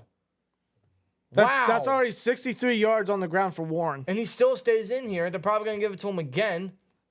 Just go with Warren. Just go with Warren, dude. Anytime he makes a big play, we're all amazed. Just go with Warren. Oh, they're going to throw it. Mason looking left sideline. Oh, he's going deep for George Pickens. Another deep play. Pickens fumble. It goes out of bounds. It goes out of bounds. Thank fucking Christ. Oh, dude. If you're... Oh. Woo! Dude, when you talk about a roller coaster of emotions, look no further than this fucking play, bro. What the hell? Mason finds his target deep. It's George Pickens wide open. You see the route design that DJ did. He took Woolen with him, leaving Pickens wide open, causing Rudolph to sling it to Pickens. And he gets a gain, but loses the ball. Yeah, he fumbles it. Love punches it out. But luckily, it bounces out of bounds. Yeah, that's a fantastic play design. You have Johnson faking Love, leaving Pickens open in the fucking slot. But they're already at the 15. They give it to hand the ball off Najee, to Najee. and he won't go nowhere. He'll lose yardage. Najee stuffed. Yeah, Darnell Washington trying to block on that one, just unsuccessful. As they take a look at the Bengals-Chiefs game, Mahomes throws, caught. Isaiah Pacheco, touchdown. Whoopee shit. 7-3. Chiefs, swear jar. They ain't going far in the playoffs. Wow, so 2 great plays by, again, the 2 most productive guys on the offense by Warren and Pickens. Yep. 2nd 11 now. Come on, man. After plays like that, you got to score. They got Warren back in. You can't waste that. They're going to give it to Warren. They run a similar play with Broderick. Oh, my God. Broderick. It's a minimal gain by Warren, but Broderick Jones just pancakes a motherfucker. That is disrespectful. Who was it exactly that he blocked right there? Because it wasn't Bush. Bush was the one that was able to get Warren out of bounds. But Broderick Jones with the lead block, just knocking a defender down, man. On that play right there, I remember seeing a highlight film of his Georgia days where he just bulldozes a defender right in front of him, trying to create a lane. And the Steelers called their second timeout. Oh, what? Why? There was no communication errors last week, and now we got called 2 timeouts. They have no idea what type of play design they want to go with. The communication is off like usual. Yeah, there was no communication issues last week. And now we got to call a fucking timeout again. We only have 1 for the rest of the half. Swizzle, no. Jones is playing right tackle still. No, they ran that big play that Warren had beforehand, they ran that same play just with Broderick swinging from right as the lead block. And he absolutely, like he owed him money or something. God damn. No, Broderick is not at left. He's playing right. Well, 3rd and 8 now. They just had him swing. They're going to go empty on a 3rd and 8. Yep. Snap. Mason looks. End zone. The pressure got to him. That's a sack. That's a sack. They went with the heavy pressure, and they were able to get him. That will be Leonard Williams. And Jaron Reed involved in there. That sucks. Yeah, Jaron Reed. Yeah, just nobody. All the interior guys got pushed back. Yeah, especially and nobody was open on that one. Cole and Daniels especially. So even after 2 explosive plays on that one, the pressure gets to Rudolph. And they can't finish it. So they're going to have to rely on Boswell with a 39-yard field goal attempt. And Boswell is obviously going to make it because he's good. He's trusted. That's the wrong one. That's the right one. 10-7, Steelers back up. We take the lead now with a field goal. I'll take it. It's better than a turnover. So, Steelers take the lead again. Yeah, you're right. Better than a turnover, but we take the lead. But, man, I really wanted points there. After explosives After explosive plays like that, you want them to score. Rare stat says center first round. I agree. Although I would probably wait for center in the second round just so I can get a right tackle in the first. Yeah, I want the other Georgia Bulldog, the guy that was opposite of Broderick. My dream draft scenario as of right now is Amarius Mims, right tackle out of Georgia, and Cedric Van Pran, center out of Georgia. That is my fucking dream scenario. I want the Georgia right lineman. now. I want the Georgia lineman. Those guys don't fuck around. Those guys get the job done. No, you see Van Pran flatten a guy on one of Georgia's touchdowns? Yeah. That's what I want. Yeah, you seen what Broderick did on that drive. Oh my God. You know how capable Mims is with Georgia this year. He's been fucking legit. Yeah. And then you get Van Pratt in the middle. I mean, those are your long-term solutions. Yeah. At the tackle positions and center, the two worst positions on the line for years. Well, you got the vet guys at the guard positions. I mean, it's just come on. As long as you get a proper O-line coach and get them in the proper scenarios. I don't want to see Broderick at right tackle and you have Mims on the left. No, you put Broderick back on the left. You get Mims on right, and I mean it's not hard to put Cedric at center. Yeah. Evan says center and right tackle is not what we need. Center, yeah, and right tackle for agency. We need depth at linebacker and corner. Well, I would argue that we can get linebacker and corner in for agency. One of my dream free agent splashes is Jalen Johnson. Yeah. And I think we can keep the three linebackers we had this year when healthy, just get better depth. Well, Cole's going to stick around for another year or two. I don't think Quan would want to leave or have his season end or still a career end like that, still a tender end like that. I think he's going to be willing to come back if he can stay healthy. Roberts is great. He's under contract for another year. You want to give Jack a future contract if he's still willing to play football as a depth piece. Absolutely. I wouldn't hate it. I wouldn't mind that whatsoever. But I wouldn't be comfortable with those guys. You know what I mean? No, I understand that. Yeah, I would agree with you guys. I'd still be in the market, but I think do your due diligence and look. Absolutely, but I'm confident in going with the same three guys we did last year. I'd offer Jack to be a camp body and see if he can make as the fourth guy because I'm not trusting Mark Robinson or Michael Walker or whoever else they have at depth. Not doing it. Not doing it. You want to pick another vet up in free agency? Feel free. You want to draft someone? Feel free. But I'm still drafting offensive line. This year, man, that's very evident.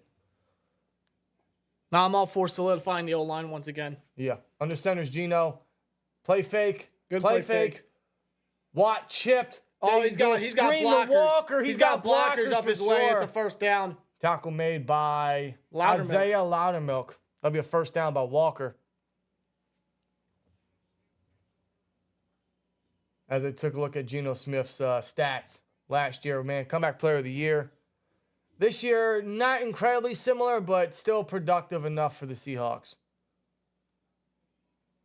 I mean, they're the currently the 7th seed. Yeah. Even with the Rams win, I think they're the 7th seed still. Mm-hmm. The loss here would kind of shut the door on their season. Yeah. Oh, they do another play fake. Play fake. Oh, who almost got it? That was Adams, I think. And but Noah Fant with another big field. gain up the middle. Noah Fant's having himself a fucking day, which is no surprise to me. We suck at tight ends. Yeah, that's been a problem for years. We suck at covering tight ends. We can't stop tight ends in the middle of the field.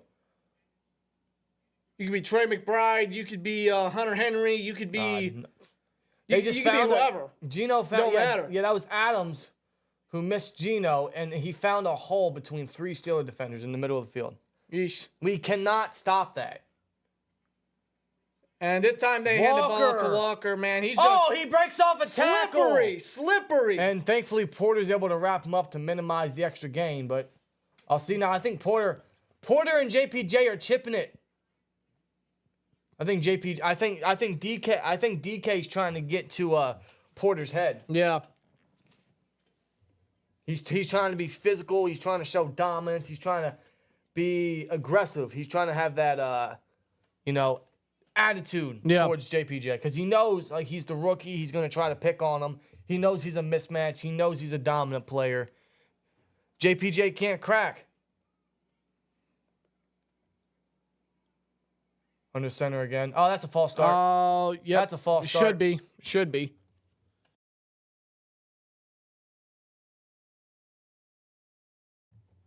Flag on their backup tight end.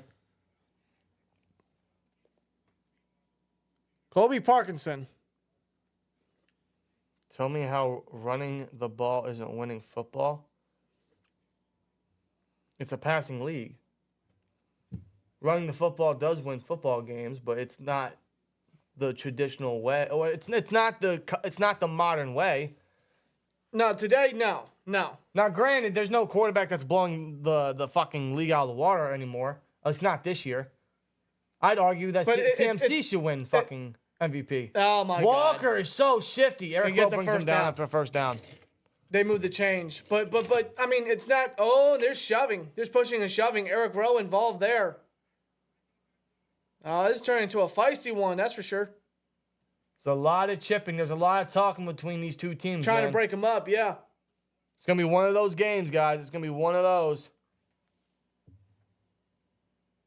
I mean, both teams are vying to save their season.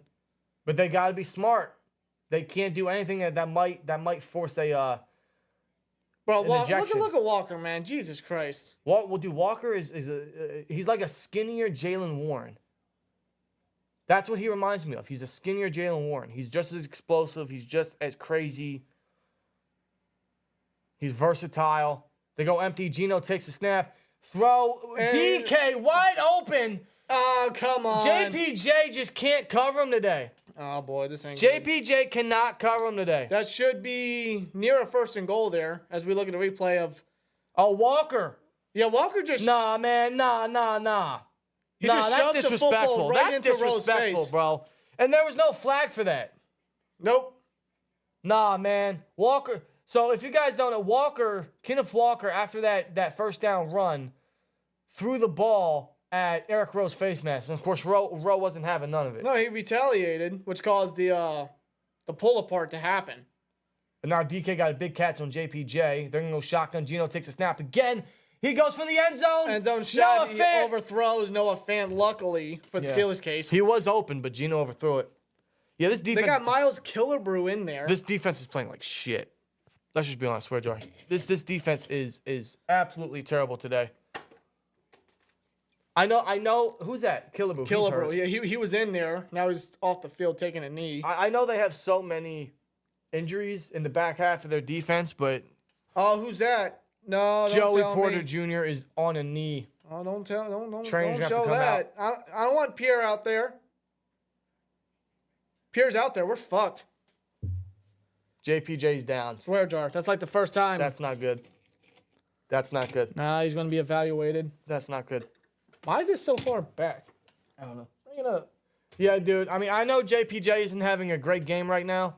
He cannot cover DK, but you still don't want to see him go down because he's still our best corner regardless. He's our best secondary option. That means James Pierre will have to come in opposite of Levi Wallace. That's not good. That's not good. We have our two worst backup corners. Would you guys rather have Artie Burns? No. No? What's the difference? I don't know. What's the difference? Under center, Geno gives it to Walker. Yep. Walker shifty. Yo, look how Breaks it shifty, to- and he okay. just gets tripped up right there by Armin Watts. Armin Watts thankfully was able to trip him up. It'll be third down. 3rd and 6, but they are in the red zone.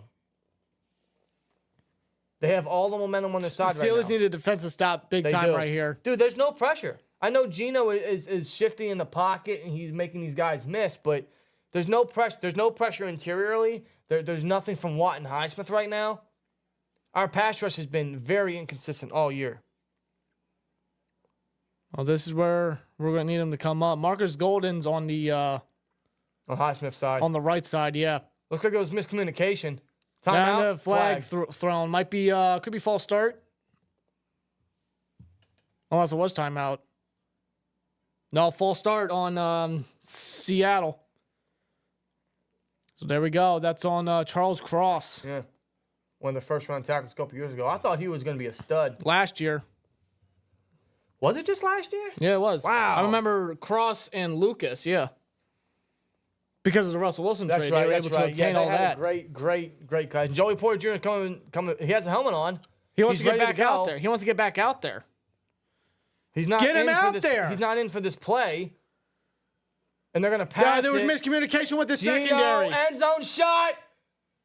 Caught. Touchdown. Right? Touchdown.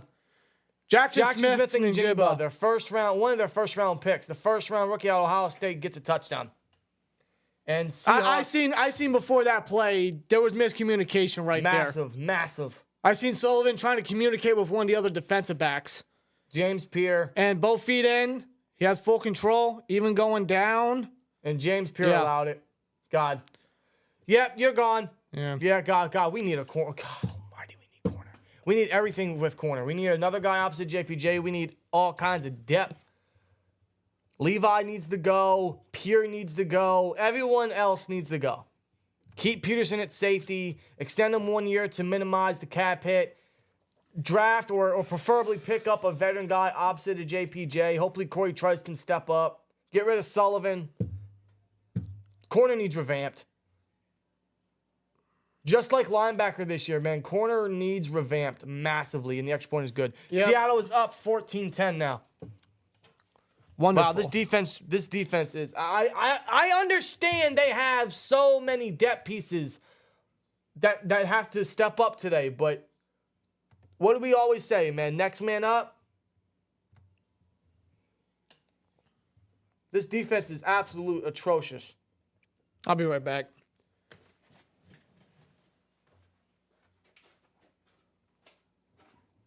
This is wow.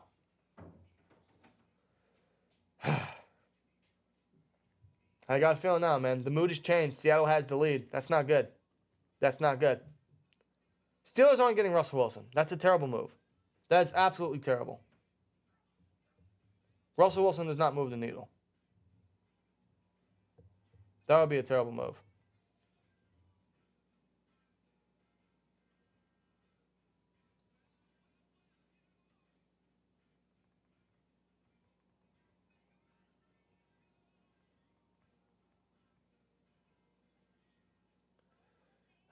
You just can't stop nothing, right?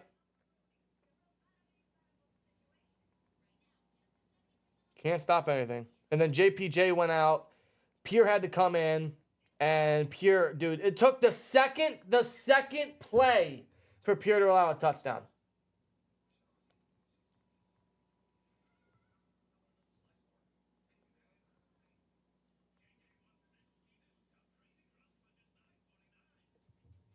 Since he's looking good right now. We swept them, so good for them. Second, they're relying on the pass rush instead of doing their job. Yeah, that's what they'll always try to do. As long as they got Watt in there, they think they got to half-ass everything.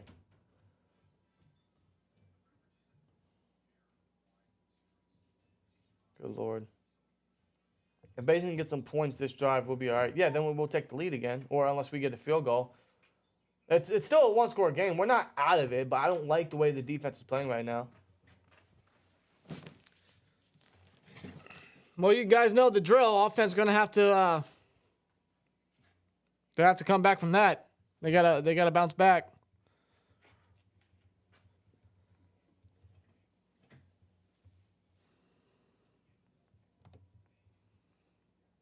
I mean, there's no pressure at the moment. No pressure from this pass rush. And even when we do apply pressure, I mean, Gino's being a slippery bastard right now.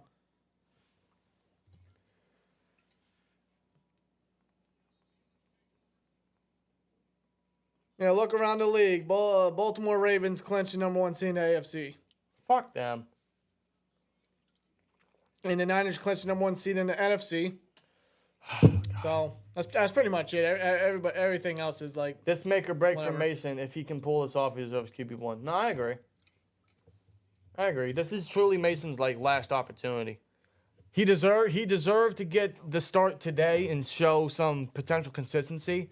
So let's see what he can do. But now that we're down, I mean, this is Mason's time to really step up and show out. No, because last week the Bengals never had a lead. No, they didn't. The Steelers were always in control last week. Now this time, man, it was a great job. They kept the pedal to the metal. They never let their foot off the gas. right. But they always had full control last week. Now they're down. So this is where we're really gonna see what Mason's made of. It's another test for Mason. Shit, I almost dropped my phone. There are no excuses, like any quarterback, but Kenny, Mitch, whatever. There are no excuses for Mason either. Criticism is always going to be very fair and even when it comes to the quarterback room. Although we really like Mason. Under center is he. Play fake. Looking for Robinson in the flat. Doesn't find the target. He'll use his legs to get a couple yards. Yeah. Looking to a 3rd and mid coming up. Probably a 3rd and 4. I'd clean house, to be honest. I would as well. I'd clean everything. I think this entire that's the ideal situation. I think this entire team needs a whole change of scenery. That's the ideal situation, but Art Rooney doesn't seem to think that way. It's been needing that for a while now, as a matter of fact, because everything's just stale. Well, there's no progress. There's not. There's no pushing that extra mile, I guess. 3rd and 4. Come on, Mason. They go empty here. Now they're going to flex in Warren into a shotgun formation. Snap low. God, Mason Cole's got to go. They give it to Muth. First down. And he's still Muth. on his feet. Go, big boy. Muth. Still on his feet, past the 45-yard line. Big gain and big play by Muth. 3rd and Muth gets us down the field, past midfield. Mason Cole's got to go. Done. Mason Cole's, he's been done, but he's really fucking done. But Muth, man, makes the play of the game so far. Julian Love just able to make him slip, but Muth, what a massive play right there. 25-yard gain on that one. Great job by Pat. Love to see that. Under center is Najee. Let's keep going. They go, under center is Mason. Najee in the backfield. Motion man from Allen Robinson. They're going to toss it to Najee. Got some blockers. Connor Hayward and some. Najee still running hard. Look at him Keep pushing forward. 20 yards. 24 yards. Hard run again by Najee. 24-yard run by Najee Harris. Let's go, man. Look at this running game, man. Let's fucking go. Just running hard. Dude, these running players. the rock. How about that, dude? One thing you got to notice about today is yards after contact. You notice that? These guys, man, just will not go down. These guys are always fighting for yards, bro. Yards after contact is coming up massive. Look at that balance right there by Najee, and he's got Diggs right in front of him. He's just got his hand right on his chest, just pushing him as he's going forward. And that'll put us almost in the red zone. Najee's still in the backfield. Looks like they're going to run a draw here. They do. Najee will put us in the red zone and get a 4-yard gain. Play clock's going to wind down to 2.5 minutes. I wonder if they're going to get a playoff quick before the 2-minute warning. I don't know. But you notice this fight we got from this offense? This running game. This is different, folks. This is very, very different. We're not used to this. Starting to see some action. Starting to see some competition from this offense, man. That's what happens when you got a quarterback that can rally your team that way. Yes, that's a shot at our quarterback room. Rightfully so. Rightfully deserved. Slap Mason Cole. Yeah, that's going to lead us down to a 2-minute warning. Yeah, they're just going to take it down. That's a 2-minute warning, man. Big runs by Muth and Najee get us exactly where we need to. Now we just got to finish. We can finish this drive. We can take the lead again, bro. And the Steelers, I don't want no field goal. Look at this. 66 yards for Warren on 6 carries. You say he's the Antichrist at the moment. And Najee, 11 carries for 64 yards. That racks up over 130 yards. 134 yards already in this first half alone, bro. This rushing offense is eating. We don't got to put the ball in Mason's hands right now, bro. As long as we're within one score or we got a decent chance with the run game, we can just continue to run it. Love this, man. Love this. See, right now, like, the vibe has kind of changed with us Steelers fans, bro. I feel like we got a sense of, hope, kind of. A new change. A tone. Feels good. We just got to finish the job, man. Finish the job, take the lead before the end of the half. Maybe we can continue to kill the clock. Seattle has all 3 timeouts. Maybe we can kind of kill their timeouts before potentially scoring or getting them the ball again. I would love for that to happen. We have one more chance to get one more first down so we can try to potentially kill the Seahawks timeouts here. If that's the strategy they want to run with. They know they can get a lot of positive yardage in the ground game, so maybe they want to kill their timeouts and try to kill some time. Or maybe they want to get aggressive and just score a touchdown as soon as possible. I'm trying to kill Seattle's timeouts. You don't trust the defense no more. You don't want to give them as many opportunities as they can to get the lead before half, because they get the ball after halftime. That's right. You know you can get one more first down before you could score here, so just run the ball, let them kill their timeouts, and just punch it in for the lead. Apparently the Bengals scored a touchdown. Good for them.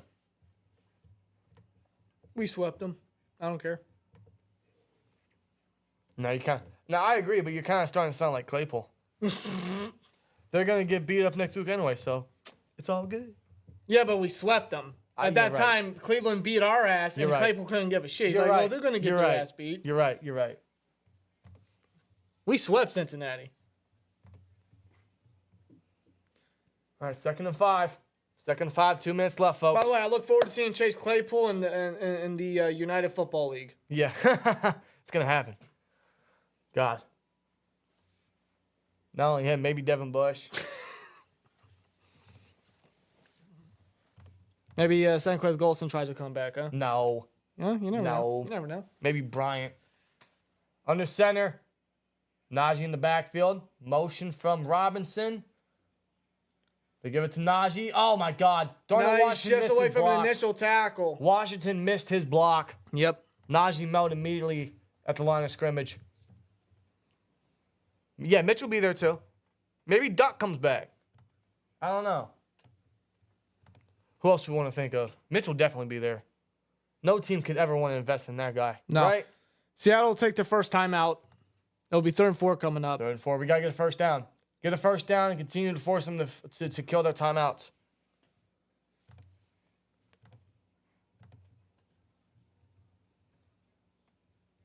If we can take the lead here, man. Can take the lead here. Come on. Come on, Mason. Rally this team. You're doing good so far. You're doing very good so far. Mason fucking Rudolph. Come on. Swear jar. I'm trying to be consistent with the swear jar. Autumn with a 199 says Ravens really screwed with the Dolphins. Oh my God, they didn't. 56 points. Empty backfield. Throws. Sideline caught. Deontay. It's a first down. But they go out of bounds, which stops the clock and saves Seattle a timeout. But they get the first down. That's most important. Quick little out design. Boom. First down, Deontay. Love that. 1st and goal. 1st and goal. 1st and goal from the 10. Warren in the backfield. Warren gets the ball. Yeah, another low snap, but Warren will only get a gain of 1 there. As Seattle looks like they'll call their second timeout. As they do. Mason's timing is flawless right now. There's no hesitation. No, Mason has Cyril Mieto, my boy. Zero fear.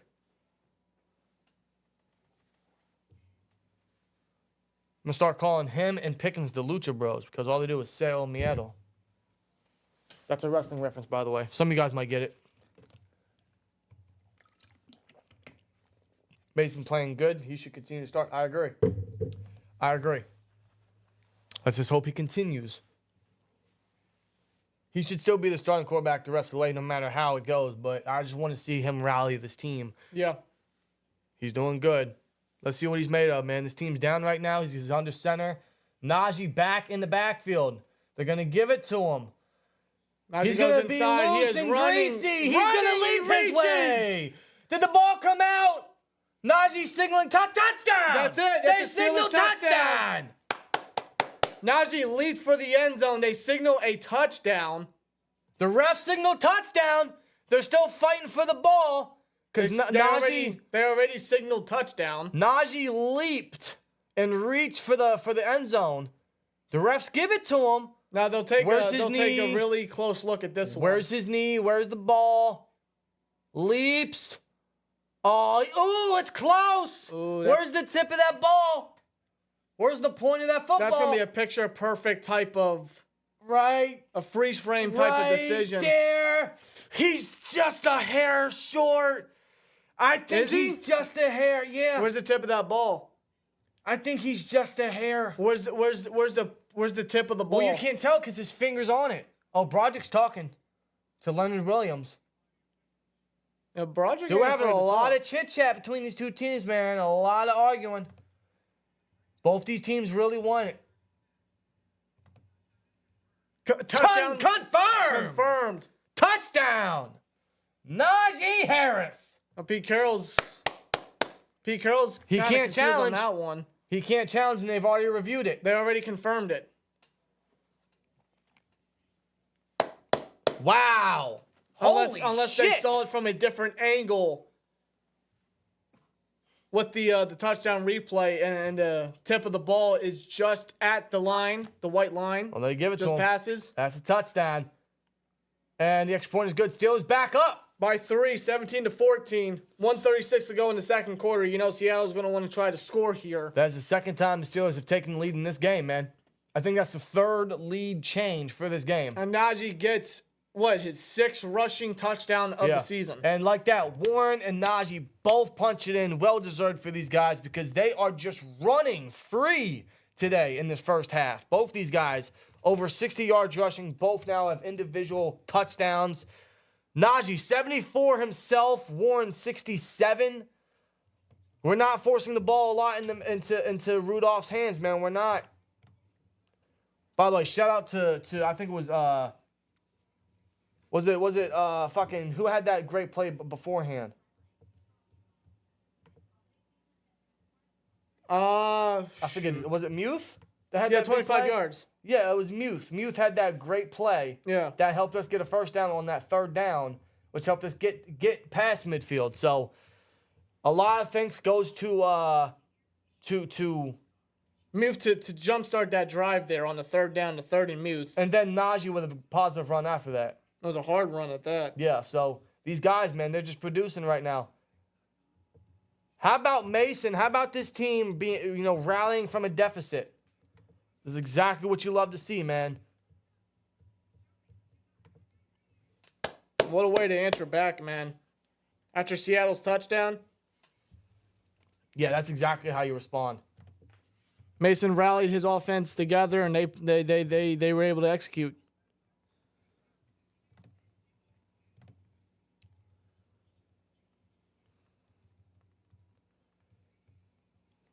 This is exactly what you love to see, folks.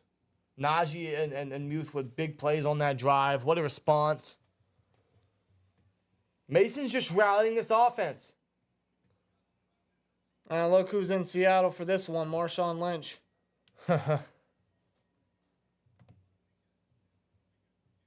Marshawn Lynch would be at this game.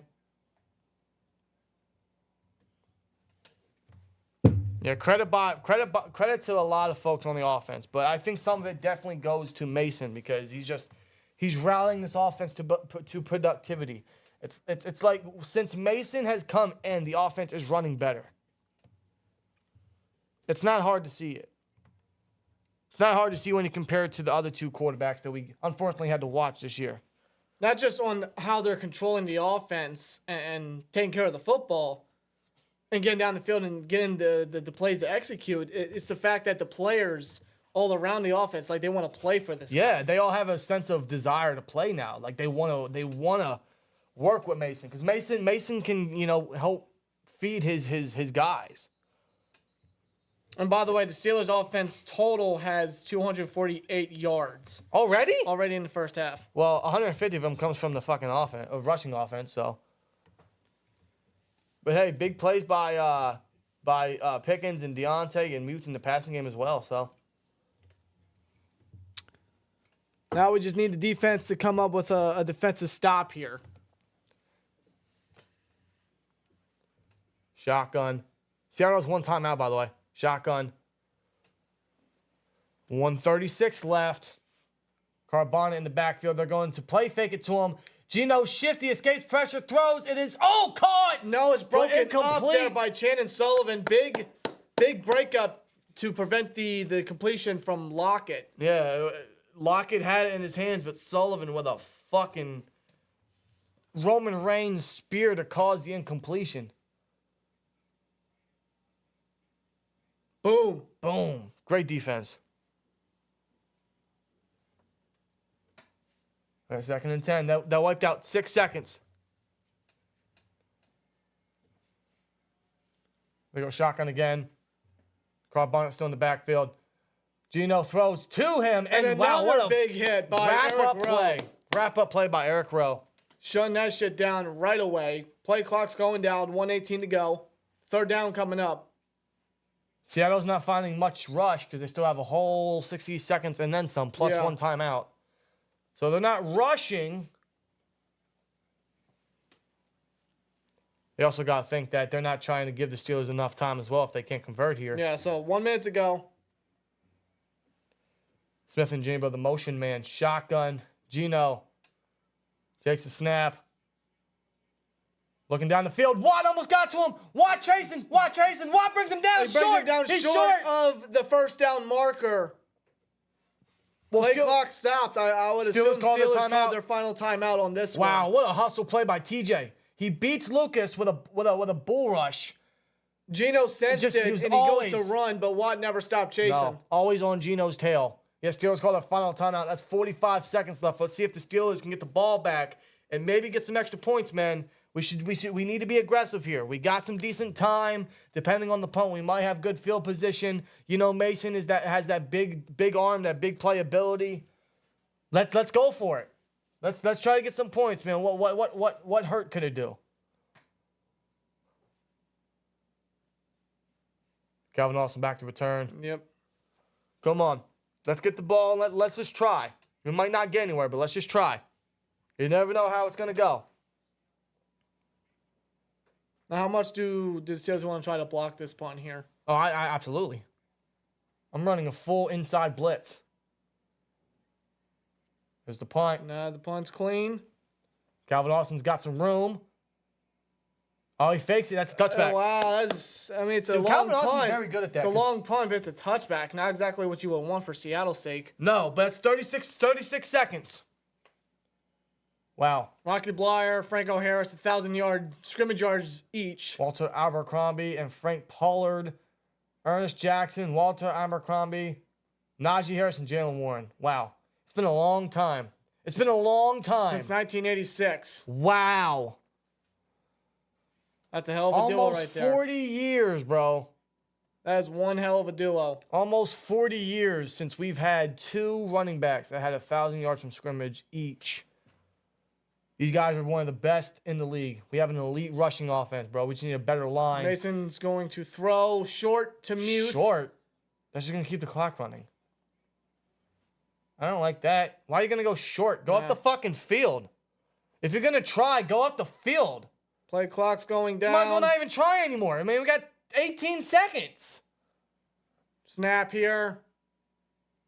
Mason's going to dump it down to Warren, and Warren's taken down. That's it. Man, it was worthless. I'm going to go take a piss. That's fantasy. Man, we didn't even try. If anything, that's for fantasy purposes for the fantasy championships. But that's the end of the first half. 17-14, Steelers lead. Got a big second half coming up for this team's sake. We're in the lead. The offense, I mean, it's just collectively, it's more effective. It's more complete, I would honestly say, man. I mean, it's more balanced. It's more safe. These players overall, the line, the running backs, the receivers, the targets, they all want to play for Mason. They're busting their ass out there to get the plays done. Like with Mason in there, the offense is just running more smoothly, more fondly, more better, more productive. Execution is much more better compared to Mitch and Kenny in there. And that's what the offense has needed. That's why they're going with Mason on this one. Mason, I mean, he hasn't really done anything. 9 of 13, 120 yards through the air. No touchdowns, but no interceptions. But, I mean, the rushing offense is what is getting this offense going. This rushing offense is fucking stellar. Najee Harris, 13 carries, 74 yards, and 1 touchdown. Jalen Warren, 7 carries, 67 yards, 1 touchdown. Altogether, I mean, total, Steelers got 145 rushing yards on the ground total. It's the thing that's getting the offense going. It's getting them to be able to keep the offense balanced. It's taking the play clock off. The rushing offense is real stellar. You know, Pickens had a nice big gain. I think it was a gain of like 37, I believe so. It's where he fumbled. Luckily, it went out of bounds. But Pickens is having himself a solid start to the game. 3 catches, 52 yards.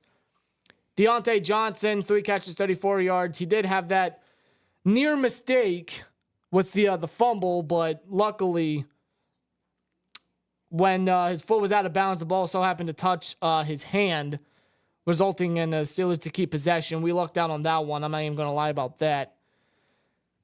But the offense, you know, it's been the run game the whole game, and I think we need to continue with that, especially with us keeping the lead. Got to continue to drain the clock, control the game, control the offense, and just be safe with the football. Because the Steelers defense, and again, like me and Dan, we get it. You know, they have practice squad guys essentially in the secondary with the inside linebackers. I mean, the defense is battered and bruised. I get that. But, I mean, still, like, they're not getting in there. They're not doing their job. They're allowing DK to get big gains. Noah Fant just catching these passes, middle of the field. They're scoring touchdowns. You know, Kenneth Walker's is running right through them. 6 carries, only 45 yards, but he does have a touchdown. Walker's making these guys miss their tackles, making these guys look foolish out there. This defense has got to step up. Yes, it does. In the second half. I know it has a lot of depth pieces, but even then, like they were still giving up big chunk plays with the starters in, bro. It's just the defense overall is just with this lead, they got to hold their end of the bargain. They got to execute better. They got to play better. The pass rush needs to get to Geno. They need to get to Geno. They need to get some sacks. They need to try to obtain some turnovers to benefit the offense because, again, with the offense, the running game is what's getting them going. right. It's controlling the clock. It's getting them down the field. It's gotten them their 2 touchdowns. Steelers got the lead. They can be able to maintain the lead, stop Seattle's offense, control the clock, and just continue to do what they're doing. Yeah. Simple as that. And what I like is they're not forcing the game into Mason's hands. And they don't need to because the rushing offense is spectacular. But today. when Mason has had to throw it, it's been pretty positive. And the players are really executing. There's a lot of great plays from a lot of great players today. Mason's executing.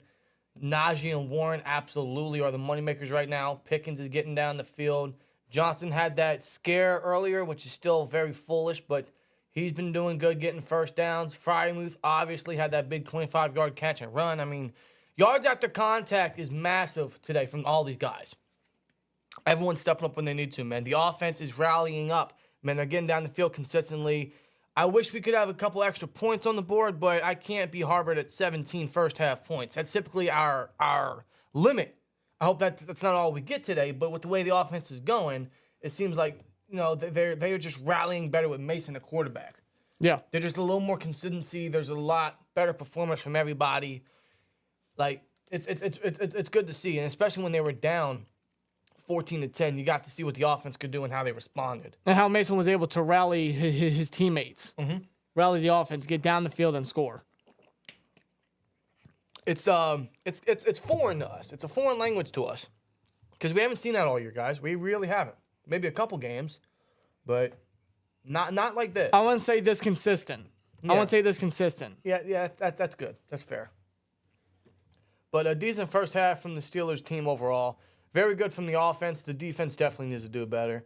They got to step up. They got to get to Geno. It's the only saving grace. This pass rush has to step up.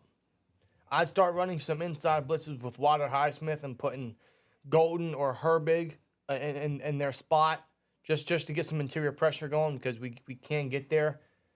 There's just not much offering there.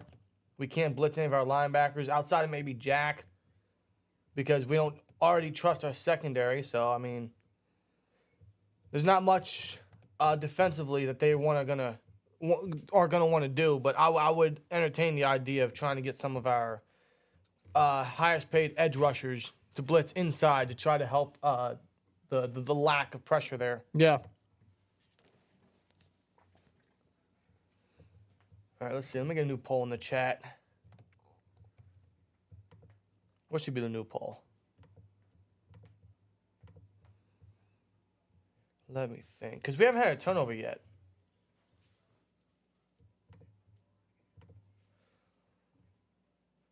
Let's see. Now, both teams have been very safe with the football.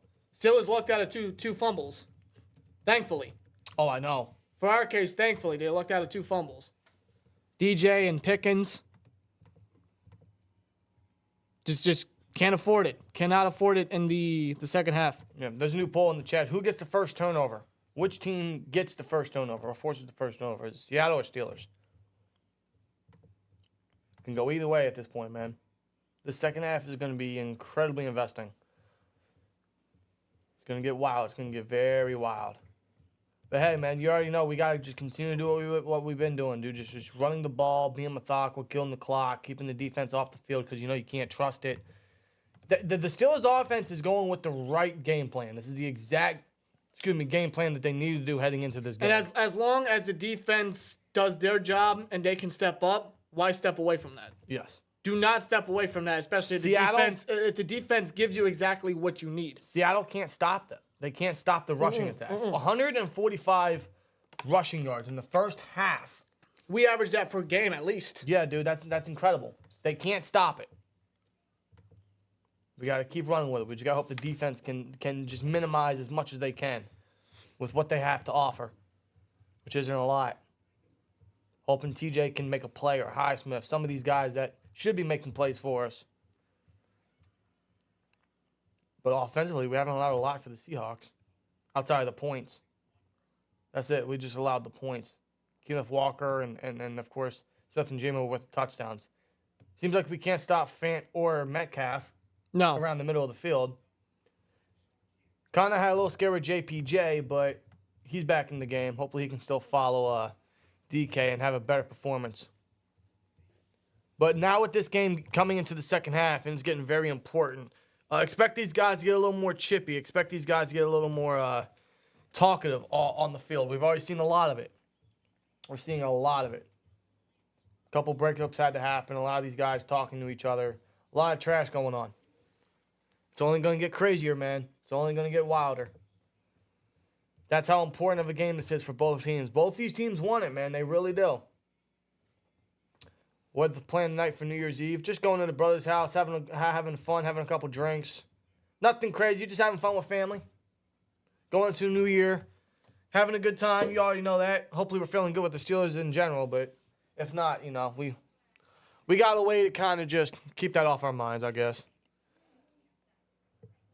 If TJ doesn't get a sack, you almost don't notice he's on the field. We need our best player to start making some plays. No, I agree. Him and Highsmith. Highsmith especially. You guys got your pork and sauerkraut cooking. That's for tomorrow, Ben. That's for tomorrow. That's a New Year's tradition, but that's for tomorrow. I made pot pie tonight. Yeah, some good pot pie, too. Turkey. I used some of the leftover turkey and ham from Christmas. Shredded it up and kind of just made a nice little stew. Put it into like a glass dish. Put some Pillsbury dough on top. So that's what I made tonight, right before the game. I definitely had a plate when I went up to use the bathroom. Just needed to get a little ham pot pie in me. Crank it up to 11. Start now. Throw a brewski back for the stream. You know what? You know, I wasn't going to drink before the game ended, but I'll get one for the stream. It's New Year's Eve. You got to party up a little bit. Plus, who knows? Maybe I might need a couple of them with how the second half is going. Yeah, I guess it can't hurt to have a couple on deck.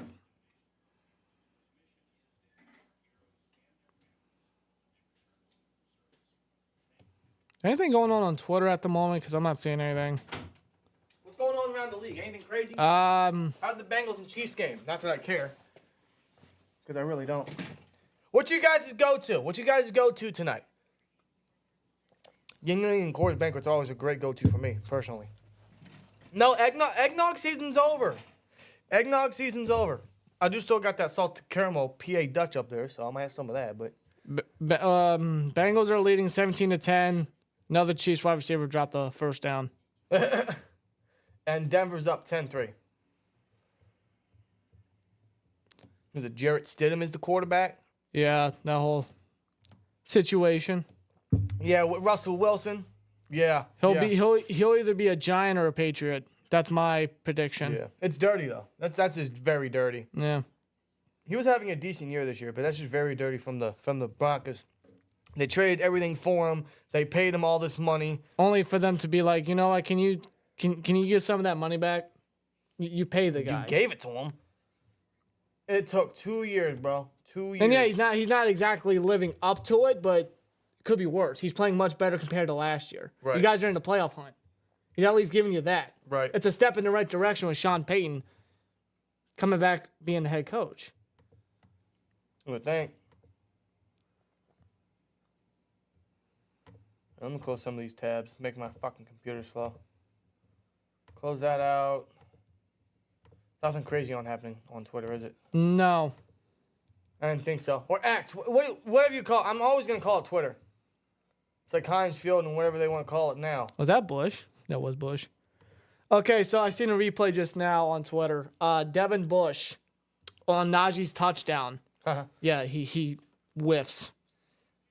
What a fucking He bitch. completely missed him. I don't even know what the fuck Bush was doing. He hesitated like he always does. Or maybe he's trying to prevent a penalty or a fine on that one. It's stupid. If I want to give him anything, because nowadays the defender can't do anything to an offensive player. No. Hence why CD got such a long touchdown, because the one defender for the Lions was afraid to hit the quarterback. Yeah. That's how far we've come as a. Maybe that's the case. I mean, if I got to give Bush any benefit of the doubt, but tackle the fucking guy, play defense regardless. Right. You know? By the way, this has been a secret watch for us personally. We are 3 subscribers away from 14,000. Oh, is that a fact? 3. That's fucking incredible. Man, that is crazy. We started this week. What was it? What did I say? It was like 35, 40 something away from 14. Now we have 3. We are 3 away from 14,000, man. That's just compared to where we started in 2023. Dude, we can't thank you guys enough. Seriously. I think we started somewhere around 10,000. I think I might be wrong. I forget the exact number. I'm gonna have to check the actual actual numbers. But I honestly couldn't tell you, but I know this has definitely been our most productive and successful year, and we gotta thank every last one of you for that, man. It's all because of you guys. It's absolutely incredible. We thank you guys so much as we await the second half. 2023 year has been a hell of a year. I hope it's been great for you guys as we are in the final hours of 2023. It's crazy to say that, but it's true. yeah. Just how quick, man. Before we know it, we'll be in 2027. We'll be in 2025, ready to play GTA 6. So, it's crazy how time flies, but there's the kickoff. Decent return. Down to the 30. Good tackle by Rodney Williams. Second half underway, folks. Now or never for this team. Change the quarter. Yeah, you're right. Thank you. Second half. Only 2:30 in Seattle. That's right. I keep forgetting you guys are 3 hours behind. Yeah, we'll be saying Happy New Year at midnight. You guys, it'll be like 9 o'clock. You'll still be in 2023. I know the UK is way ahead of us at the moment. Oh, I know. Actually, UK times. It is 10:42.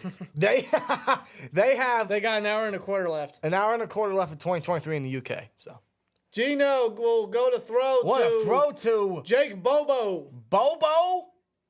Is that really his name? Their Bobo? 7th round rookie wide receiver.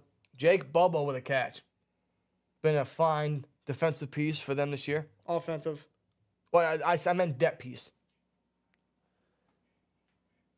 What time? Okay. So the right tackle, Abraham Lucas, is out with a knee injury. And Jason Peters is inactive. Who the hell is going to be their right tackle? That might come up big, at least for the Steelers case. Who's their right I tackle? hope.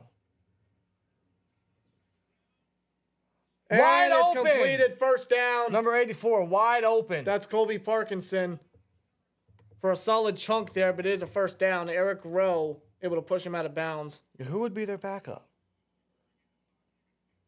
Let me see. Number 78. Who the? Stone Forsythe. That name rings a bell. One of the rookies a couple years back. Stone Forsythe.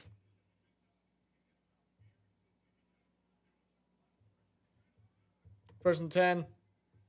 They're already past midfield at the 41. They hand it to Walker. Look how patient he is on that one. He's patient as shit that you can't find a lane. Holy shit! Holy shit! Well, goddamn! Bro, holy shit! In 2 minutes, we went from 13,997 to 14,019. Holy fuck! Fuck, guys! Wow. Well, we hit the milestone. Damn. Thank you guys, man. Bro, I Seriously. can't thank you guys enough. Holy shit, thank you. Wow, is there a soundbite I have for you guys? Probably not. I don't have a soundbite. Hit the LA Knight one. Yeah. There we go. Yeah. That's Probably wow. the best one we got. We gotta add more. Here. This is what we do. I'll do that one too. This is who we are. Don't start now, coach. Yeah, man. Wow, you guys are fucking incredible. Thank you guys. Appreciate it. Wow. Thank you guys Every so much. single stream, you guys make it a blast. You guys make it a blast. You guys make us enjoy doing this, even though we don't really enjoy watching the Steelers. You guys make it worthwhile, man. Thanks so much. We have 14th out before the end of 2023. I don't know what our goal is going to be for the end of 2024. I'd love to see where we're at a year from now, but all I can say is, man, I know it's very cliche and unoriginal as shit, but I feel like we're just getting started, bro. You guys, man, are very much appreciated from the bottom of our hearts and our most sincerest words. Thank you. Seriously. The only way is up, and we're going to continue to go that direction. Yes. It's all because of you guys. Thanks so much. You guys, every single stream, every single week, every single game, make it worth it. Yes. Thank you. What a year, and man, what a 2023. And again, thank you guys so much. We can't say it enough. What a year, guys. What a year. Sterling says 25K for 2024, 2025. I like that. That's a decent goal. I'm gonna humble myself. Let's go with 20K. Let's try to hit 20K before the end of 2024. 20K by 1 year time from now would be great. That'd be the goal. But still, man, anything is just wild at this point. I didn't think when we first started this thing, dude, it would be to this extent. But again, it's all thanks to you guys. Wow. Holy shit. Dude, I got to toast to you guys. Seriously. Thank you.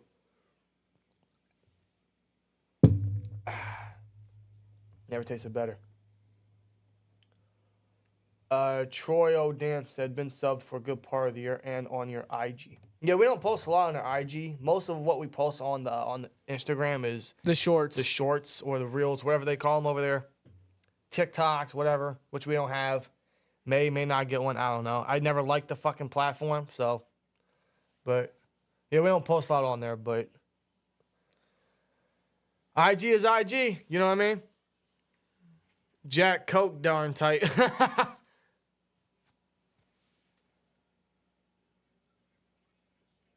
Gino takes snap, throws in the flat to Noah Fant. Mark Robinson's got to chase him down. He tackles them. That'll be about a 9-yard gain. They might mark him short. It looked like he got the first to me.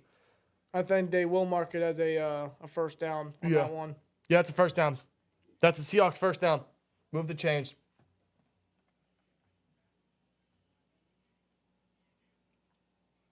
$12:50 left in this half, or in this quarter, rather.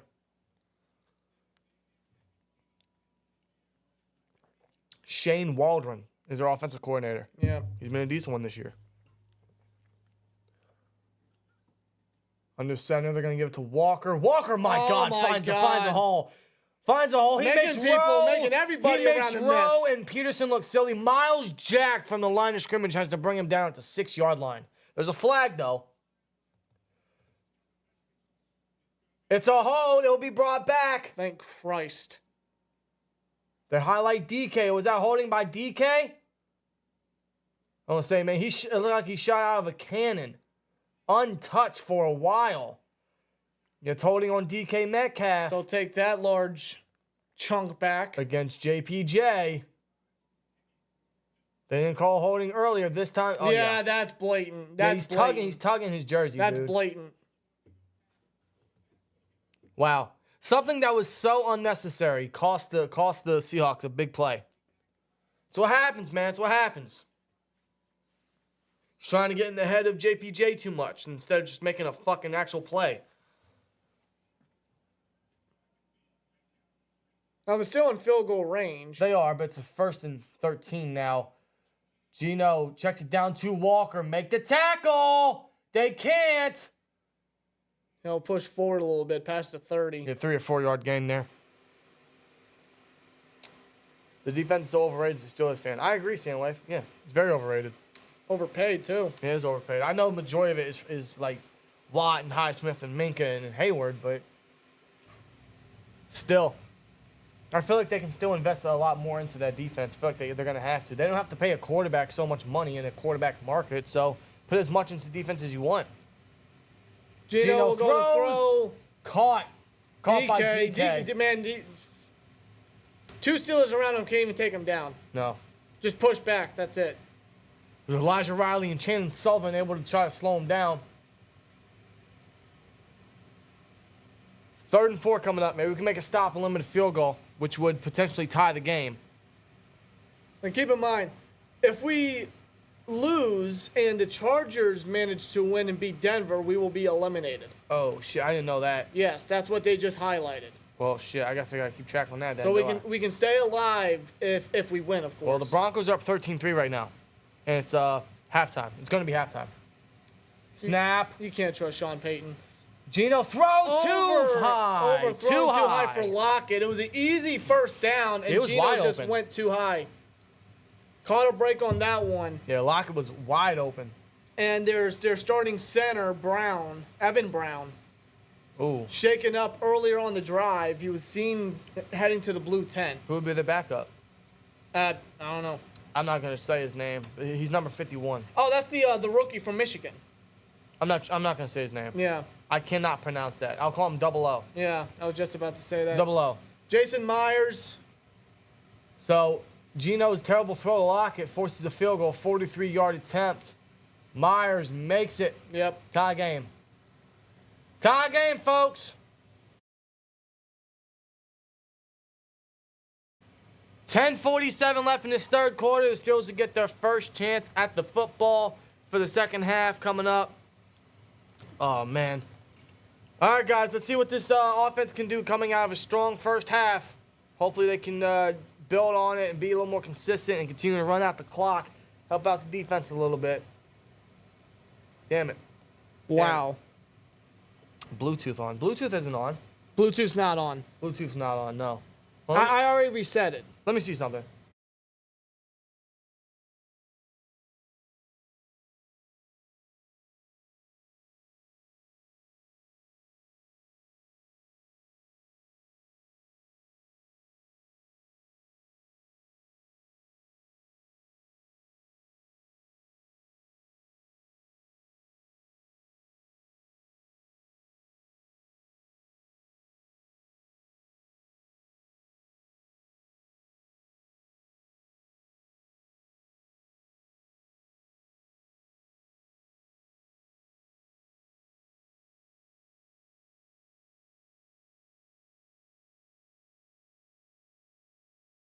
Okay, I don't know what that was about. I don't know if you guys can still hear it. I don't know. I don't know what that noise is. No, because I muted. I was trying to figure out what the issue might be. I muted the mics for a second. Now they're unmuted. I don't know if you guys can still hear it. Is it that fucking audible? I hope not. That would be terrible if that's the case. Sound is back. You gotta be shit. Static. Good now. Is it on? Up and down, you control the static. Up and down, you control. All right. I'm not hearing anything. I'm controlling the volume. We're going down, up. Just me lowering the volume. I'm gonna stop doing that because I'm sure that sounds terrible. All right. My suggestion is maybe refresh the page or something like that. Radio. Is it your laptop? No, it's No, definitely not the laptops are muted. Laptops are muted. Laptops are, and it's the fan. You can't. I have a terrible towel under the laptop, so you can't hear the fan People are saying it's gone. It's good. Cool. I don't know what the hell it was. I don't see how it would be on our end. I mean, I don't know. Regardless, hopefully the issue's fixed. 10:47 left. Steelers get the ball here. All right. Seahawks will kick it off. Come on, guys. Come on. There's still a poll in the chat. Who gets first turnover? The majority in say the Steelers, 63%. Let's hope that I don't jinx it. I don't do the announcer's jinx with that. Hold on to the ball. There you go. Yeah, let's hope I don't do that announcer's jinx with the fact that the Steelers are getting the ball now. Wait a minute. Okay. What? Looks like there was more chipping down at the pile there. Nah. That's not. Cole That's Holcomb. not the left tackle. They think Cole Holcomb's the starting left tackle. You dumbass. Yes, I wish. Someone. He'd be better than Dan Moore, I tell you that. Someone's fucking drunk. Someone's not doing their job. Cole Holcomb, starting left tackle. No, he's the linebacker that's out the rest of the year. Listen, I don't like Dan Moore as the next guy as our left tackle, but like, come on. Get it right, man. You have one job. Wow. Anyway, under center. No, it might be false start. Oh, come on. All right, let's take votes. Mason Cole. Connor Hayward looks like. Yeah, it's Hayward. Connor Hayward. Come on, hold still. Now he's going to go back to the sideline. Hold still, man. Swear jar? Oh, shit. I thought. Hey, twins from Hawaii says, Chassis Maine. How's life in Hawaii, man? I've always heard Hawaii's been a great place to visit or live. All the nice beaches and palm trees or whatever they have up in Hawaii. Always wanted to visit Hawaii. For many reasons. All right, Mason's going to take the snap. Throws, missed, caught! Pushes forward. He's just going to be a yard short of the first down, but that's a 14-yard chunk. He gets the penalty yards back and gets us to a 2nd-and-1 situation. Love that. See, now we're starting to use moves. Get him more targets. Get him on the underneath. They can't cover it. They can't stop it. I'd run it here, and I'd run it with Warren. For those, since swear jar's a topic, I put $20 in quarters in the swear jar, so it's refilled. It's refilled. All right, they're running a draw here to Najee up the middle, who will punch in for the first. 2nd and Najee, but this one works. All you needed was a yard. They got more. All you had to do. All you had to do. Sammy King says, found y'all by accident. No offense, and glad I did. No offense taken. No offense taken. Anyway, anyone can find this is good traction, I guess. So, y'all are incredibly entertaining. Thank you. Sammy, thank you. That's all we try to be. That's all we try to be. We try to be logical, reasonable Steelers fans, and try to be entertaining for those that watch. On the move to change with the first down. Najee's still a running back. Yeah, under center is Mason. Mason under Mason. He'll toss it to Najee. He'll find a decent lane. Bush involved in the pile, but Najee will push for a good 7-yard chunk. Should get us near midfield, if not at. I mean, look at this. Look at that. Now, granted, it's only one game, but it's a massive... Look. That's all I needed to see. He doubled the points. That's all I needed to see. He doubled the points. All it takes is one. Can you pick and look at the first half. As long as Mason continues to keep it up this half, I mean... What that tells me is Mitch is gone. Mitch is gone. No shit, he's gone. He's got it. Why would he stay? He's got to go. Why would he stay? He's got to go. He's got to go. What a terrible fucking extension, swear jar. Under center, they give it to Warren. Warren shifts off the block. He stiff arms another. And he gets into stiff arms boy inside Mafe for the first down. Boom. Stiff arms boy Mafe, who's the Seahawks leading sack leader, and gets another good chunk for a first down. Man, these running backs are just eating today. They've had a lot of great games this year, but this is without a doubt their best game all year. I love the game plan that we're running with today. I love the offensive game plan. This is exactly what they needed to do. I wish the defense was a little more healthier and a little more consistent, but we got about 8 minutes left in the third quarter. Just continue to keep doing what you're doing. You're draining the clock. You're controlling the game. Yeah, we've already chewed almost 4 minutes. A play fake to Warren. Mason got all day. Throws. Caught Deontay. Deontay, it's a high pass, but DJ's able to get up there. Deontay shifts. He's tackled And he's within taken the 5. down within the 5-yard line. But what a play by Deontay Johnson. Wow. Come on, man. Look at this shit. Wide open. Wide open, bro. Ain't no one around him for centuries. The pass was high, but great concentration and effort in catch by Johnson to make a man initially that miss. yak ability, bro, and he gets taken out the 4-yard line. 1st and goal. Just punch it in. Come on, man. Look how this offense is rallying with Mason. Love this. As a Bears fan, I know how y'all feel about Mitch. Well, Sammy, I apologize that you had to deal with more years with Mitch than we do. So How'd that man lead you to the playoffs? I don't know. How'd he make a Pro Bowl? Anyway, they're going to give it to Najee. Najee tries to go inside. He's pushing. The line's trying to push. They're pushing the pile. And did they blow the whistle dead? I didn't hear a whistle. I didn't hear a whistle either. Touchdown! Boom! Steelers got it. They pushed the pile, Najee. 2nd touchdown of the day. Right there, they fucking wanted that, swear jar. They wanted that. Shit. Dude, they was pushing the pile. It looked like Najee wasn't going far. But Najee, man, he's always fighting everyone. Washington involved, Muth involved. Look at Daniels pushing from behind. They wanted that one, and they got it. That's the 2nd touchdown for Najee. What a team effort right there. You love that. Just dragging Wagner with him. What a team effort. Everyone pushing. They want that score. They want the lead, man. Love all that. Steelers score. Yes, sir. And the extra point by Boz is good. And just like that, Steelers have the lead once more. 24-17. Now, defense. That is the 2nd week in a row Mason has led this team over 20 points.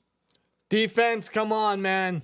Come on. Remember how many games we were limiting offenses to under 20 points, but the offense themselves couldn't get 20 points? Yeah. And now back-to-back several games, times. With back-to-back games, Mason has led this team to 20 points. Love that. And all Mason is doing is just executing. He's doing his job as a backup.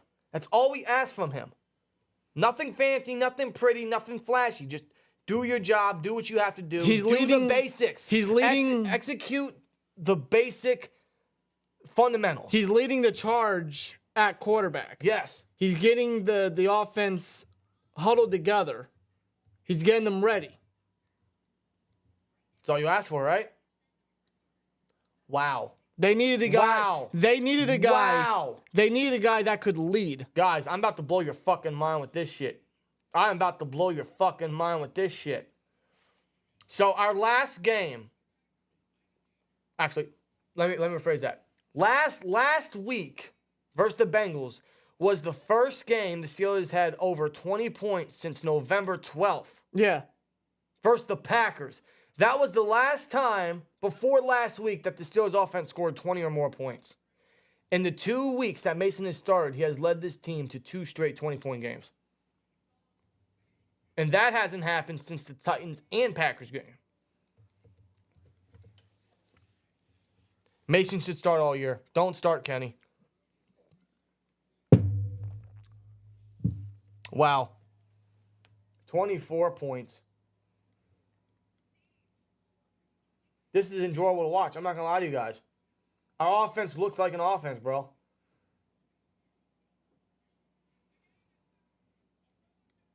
Look how Mason is rallying this offense. You love to see it.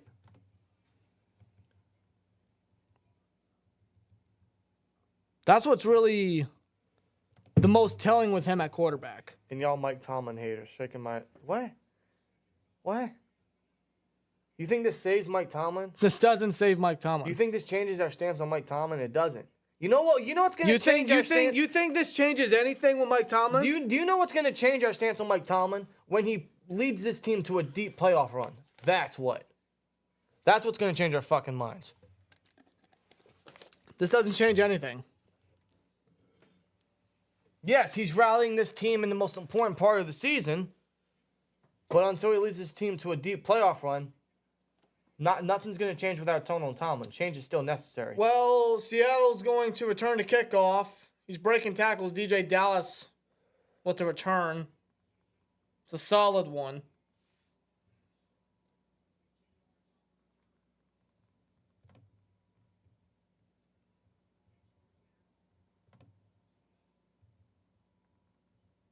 Yeah, 2 of their starting offensive linemen. Abraham Lucas was already out with a knee injury, and Evan Brown, the starting center, he's now out with a concussion. So Seattle lost 2 of their starting linemen in this game. I mean, come on, front 7, eat up. Come on. You know, Marcus Golden in Watt's position as the edge rusher in there. Oh, damn! Bulldozed by Cam Hayward. Love that. They tried to run with Walker. Kenneth Walker. It just didn't work on that one.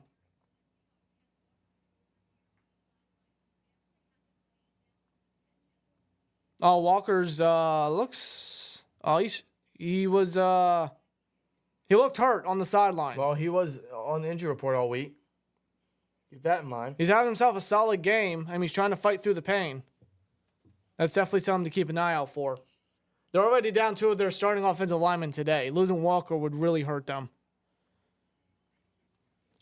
Wow, man. Oh, What the hell big was that? mistake. Big mistake by Seattle. Bad snap. Bad snap by their backup center. And they lose a lot of yards on that one. Oh, wow. Now they're just having, yeah, that's their backup center, rookie from Michigan, 00. Oh, so they tried to run a fake little, a fake out snap, but Walker just fumbled it. Okay, so it wasn't a bad snap. It was just a missed grab by Walker. Yeah, Walker couldn't haul it in and run like he was supposed to. All right, swear it was just bad execution on that one. That's a 7-yard loss. 3rd and 17. We go double backfield here. Snap. Gino throws. One-handed by Fant, but not enough. Catch by Fant, but nowhere near the first down. Not enough. Not enough by the first. Not enough for the first. I already put in the swear jar, bro. I already put in the swear jar. Yeah, see, they're trying to chip Watt. Yep. Double team Watt. Yeah, great grab by Fant. He's having a real good game today, but probably his best as a Seahawk, really. But that's gonna force a Seattle punt now. Come on, man. Let's just continue what we've been doing on offense. That snap was a drive killer on that one. Shout out to Mason. Shout out to Najee. Shout out to Warren, bro. Shout out to the run blocking ability, dude. It's just shout out to everyone's making plays today. Everyone.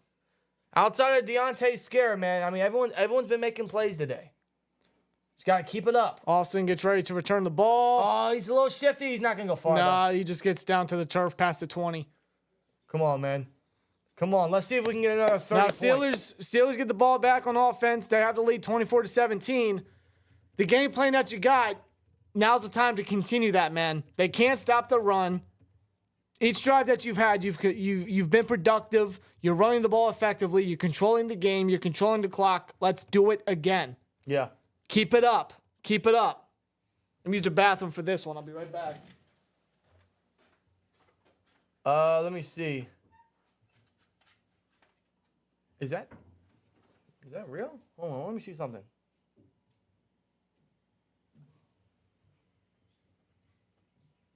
I guess so. Yeah. Okay, so get this, folks. I just searched up when was the last time the Steelers scored 30 points in back-to-back games. We have to go all the way back to 2020. The last time we scored back-to-back games of 30 points was 2020, where on October 11th and October 18th, back-to-back weeks versus the Eagles and the Browns, we scored 38 points each game. That was the last time the Steelers scored back-to-back 30-point games. And Mason fucking Rudolph could be the quarterback that leads this team to back-to-back 30-point games. For the first time since 2020, bro. Hey, come on, Mason. Let's do it. We're rallying around Mason. Let's do it. I want 30 points again. Come on. Think about that. We haven't done that since early October of 2020, bro. We can get it done. That was the last fucking time, bro. Feels like forever. I didn't realize we had 3 games in 2020 where we scored 30 points. It didn't feel like it.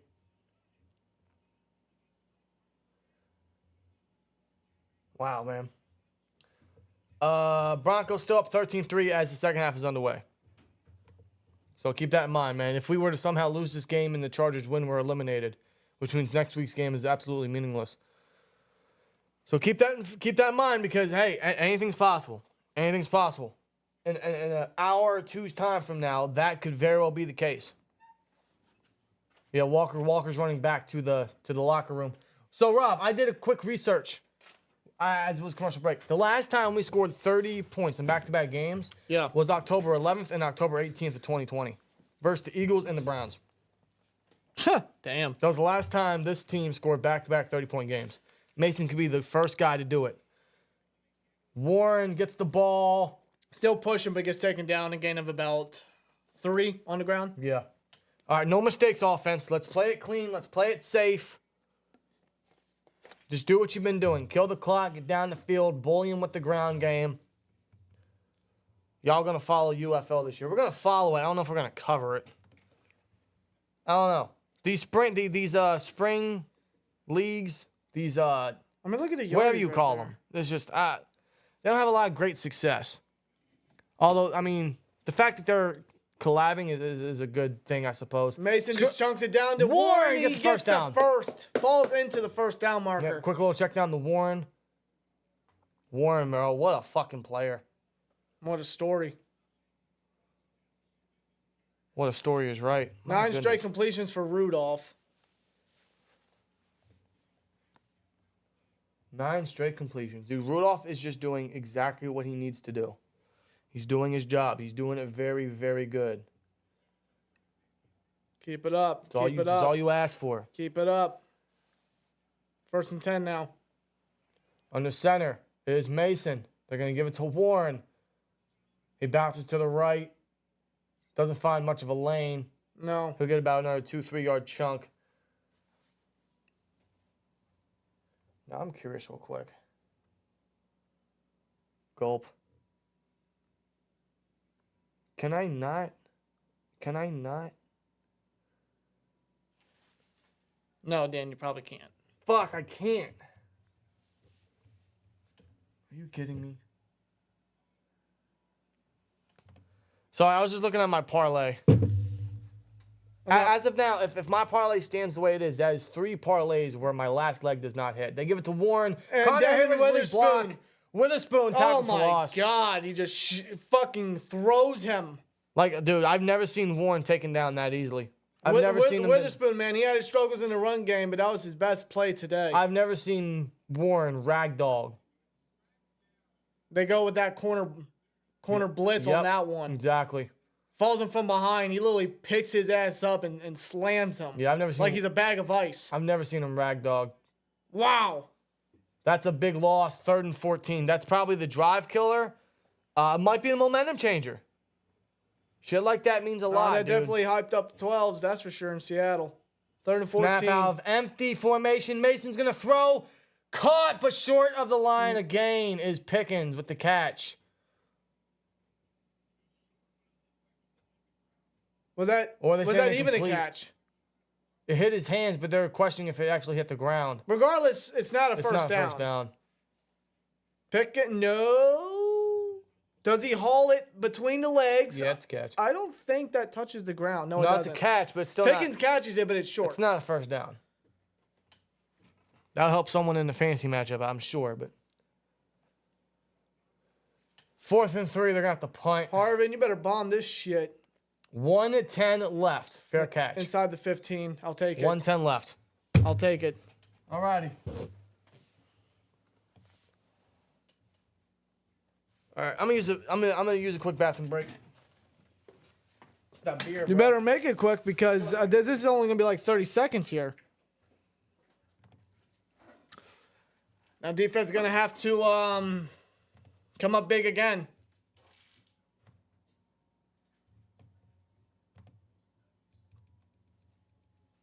What's the update on Walker? Is there any update on Walker? Because I know he was walking back to the locker room, I think. I don't know if there's any update on Walker. At the moment, he's not in there. It's their rookie running back. So, 14-yard line, 1st and 10. Oh, it's a fumble! And that's a Steelers recovery. Holy shit. No fucking way. Or not. No, they're going to rule that incomplete. Wait a minute. Are you shitting me? That's not a fumble recovery for the Steelers? Oh, no. Okay, so Geno takes the snap. And he goes to toss it To Smith and Jimbo. No, what the hell? It was a horrible. What? But okay. He tried to give it to Smith and Jimbo on the fucking reverse route, but Therefore, they roll incomplete. Oh, Geno down the field, caught. Oh, my DK. God. He's turning on the Jets. A big tackle there. God. Down at the fucking 42 on our side, or their side still. They're almost at our side. So with the previous play, when he tried to do a quick toss to Smith and Jibba, technically it was a forward pass, so therefore it was incomplete. Yeah, it was not a handoff that a running back would like let loose through his arms. It was a shuffle pass essentially. And it's a big gain by Metcalf on that one. Nearly gets in midfield. Out of the empty is Geno scrambling. He's He's going to use his legs. He's going to get a first down. And Past more. the 40 He's still and running. more. He's still running. Oh, my God. Down to the 30. 29 29-yard on line. our side. Past midfield. In field goal range. This ain't good. This defense is fucking terrible. This ain't good, bro. And that's gonna wind down the end of the third quarter. Dude, I don't care. I don't care who we have playing, dude. This is terrible. I don't give a fuck who we have. Everyone's playing terrible. Watt and Highsmith aren't doing a fucking thing. No, they've been quiet. Hayward's been dead all fucking year. JPJ's getting cooked left and right by Metcalf. Everyone's playing like shit. And that's the end of the third quarter, too. One more boy. quarter. We got 15 minutes to go in a very important game. The offense, man, I got to say, the offense is doing everything right. They're doing everything right. I can't say the same for the defense, bro. The defense is letting us down. Yeah. This kind of reminds me of the last time we played in Seattle in 2015. The offense was doing everything right. It was a high-scoring game, but just the defense can't be trusted.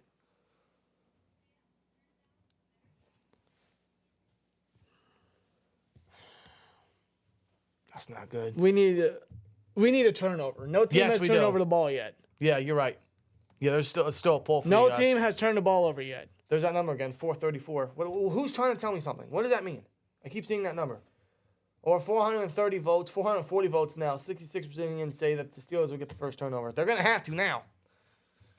They're going to have to now. If there was a time for anyone to step up on defense, it's right now. It has to be.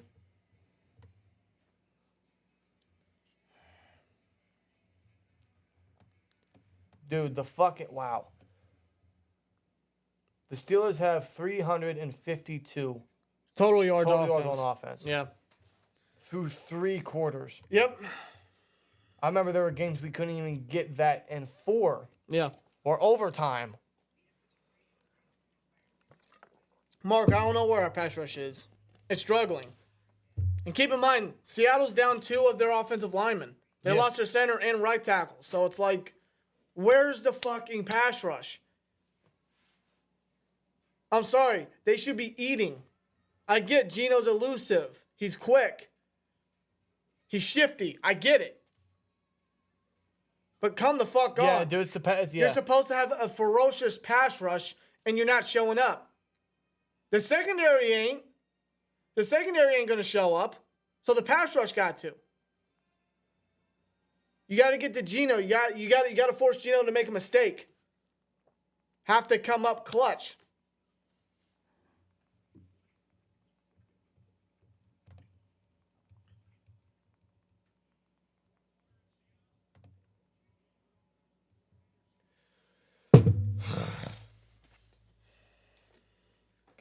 Dude, this game is a roller coaster of emotions. You notice that? We're all feeling good. We're feeling great. Now this defense is just letting us down. 50 points allowed in the fourth quarter, which is the fewest in the NFL.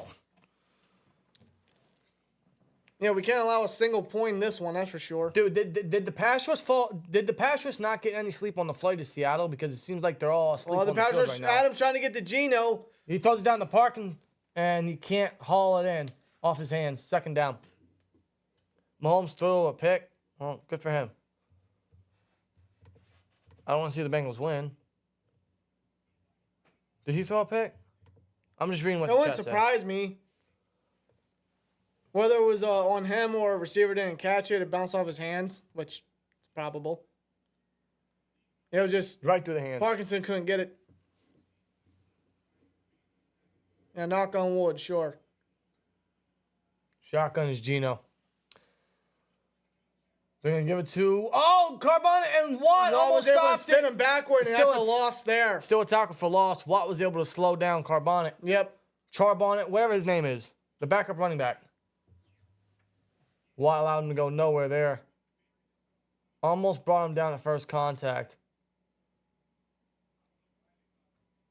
That's a good play by Eric Rowe. Yep. Getting in the backfield. Good stuff. Good stuff. Finally. Need y'all to win for the Saints' sake. I didn't realize that we were going to help the Saints with this. Yeah. Yeah, they blew out the Bucs. Didn't they shut him out or something? I forget. I know at one point they were shooting him out. And Geno senses pressure. He gives Caught it to Carbonnet. Caught.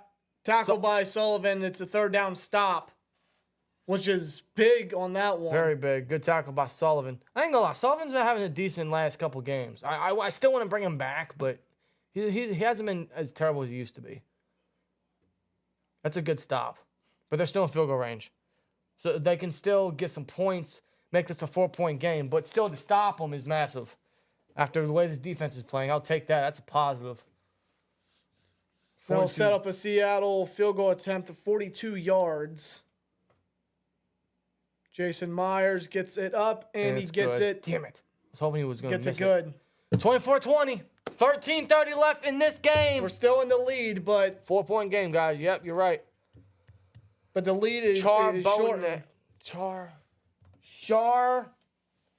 Charbonnet. Charbonnet? Charbonnet. Zach Charbonnet, right? Is that it? Charbonnet. All right, thank you. See, I'm bad at pronunciation. Charbonnet. This playoff picture is a shit show. I'm literally watching y'all stream. I don't blame you, Raji. Yeah, this playoff picture is it's a mess. It's a mess for both conferences, but especially the AFC. The AFC has no competition. They really don't. And I wouldn't say anyone on the NFC side is the 49ers are legit. See, I don't know. The Eagles, kind of. No, not anymore. You don't think so? No. Oh, did they Absolutely win? not. No, No, they Cardinals lost. Wow. Okay. They lost 3 straight. One of them being the Drew Lock led Seattle. And they lost that, and that was in Philly, I think. Yeah. Yeah, it was in Philly. Yeah, and they just lost to the Cardinals in Philly. Oof, that's bad. Oof. I wonder if that coach is still crying on the sideline. Charbonnet. Zach Charbonnet. You just said that. Okay, I'm just confirming for what Tony Daniel said. Charbonnet. 2024 in reverse is 2024. So yeah, Trino Daniel cracked the code. 24-20 in reverse is 2024. It's our year, boys. He cracked the code. Oh, that was funny. That was great. Oh, I was going to look at something. Oh, yeah, that's right. One I beer remembered. down. I One beer remembered. Oh, come on. 13:30 left in this game, folks. Geno can't beat Pitt, but he's throwing all over the Steelers. Well, so did Bailey Zapp, and Bailey Zapp we threw 3 picks today. Zach, I'm sorry, Scott. I'm drinking Yingling, traditional Yingling. It's my go-to. Dominic Carroll. One of my go-tos. Longest tenured active head coaches. Yep. Belichick, Tomlin, Harbaugh, and then Carroll. And they both led their teams to solid success. Carroll with a little more greater recent success, I would say, but Yeah, damn near a dynasty on his hands. yeah, while Tomlin, is just non-losing seasons, and apparently that's all he really cares about now. So, biggest drive of the season, says Chad. I agree. I really agree. 24-20. Kickoff is here for Seattle. And this looks like it's going to be returned. outside the end zone. Hold on to that ball. Oh, thank God. See, that shit worries me. I know, special teams, man. That shit worries me. Special teams matters, yo. All right, here comes Mason. There's still more chipping, more talking, more shoving. Don't know Washington involved this time on the special teams unit. See, these two teams are really going to start talking now. This is where it gets really important. Yeah, I agree, guys. I think next score wins. Oh, man. There's still no turnovers forced yet by either defense. No. And that scares me. Each team still has 3 timeouts. Anytime I bring it up, the Steelers always have the ball, and that just scares me. I trust Mason, but, you know, you never know. Under center, Mason gives it to Najee. They run up the middle. Pushing Najee forward. Squeezes his way for a good 6-yard run. Yep. He's always getting that decent little chunk. Nothing crazy, but he's getting more than what he used to average. I can just say that. Yeah. Mason has been perfect since what he started. Yeah, stop. Don't jinx the guy. I know. Not going. Yeah, Fox. It's that commentator jinx.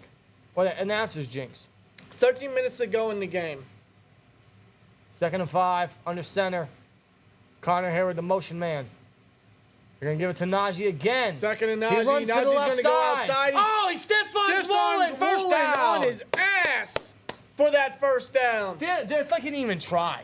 It's like, I swear to God, it's like Najee didn't even try. Najee stiff arms Woolen.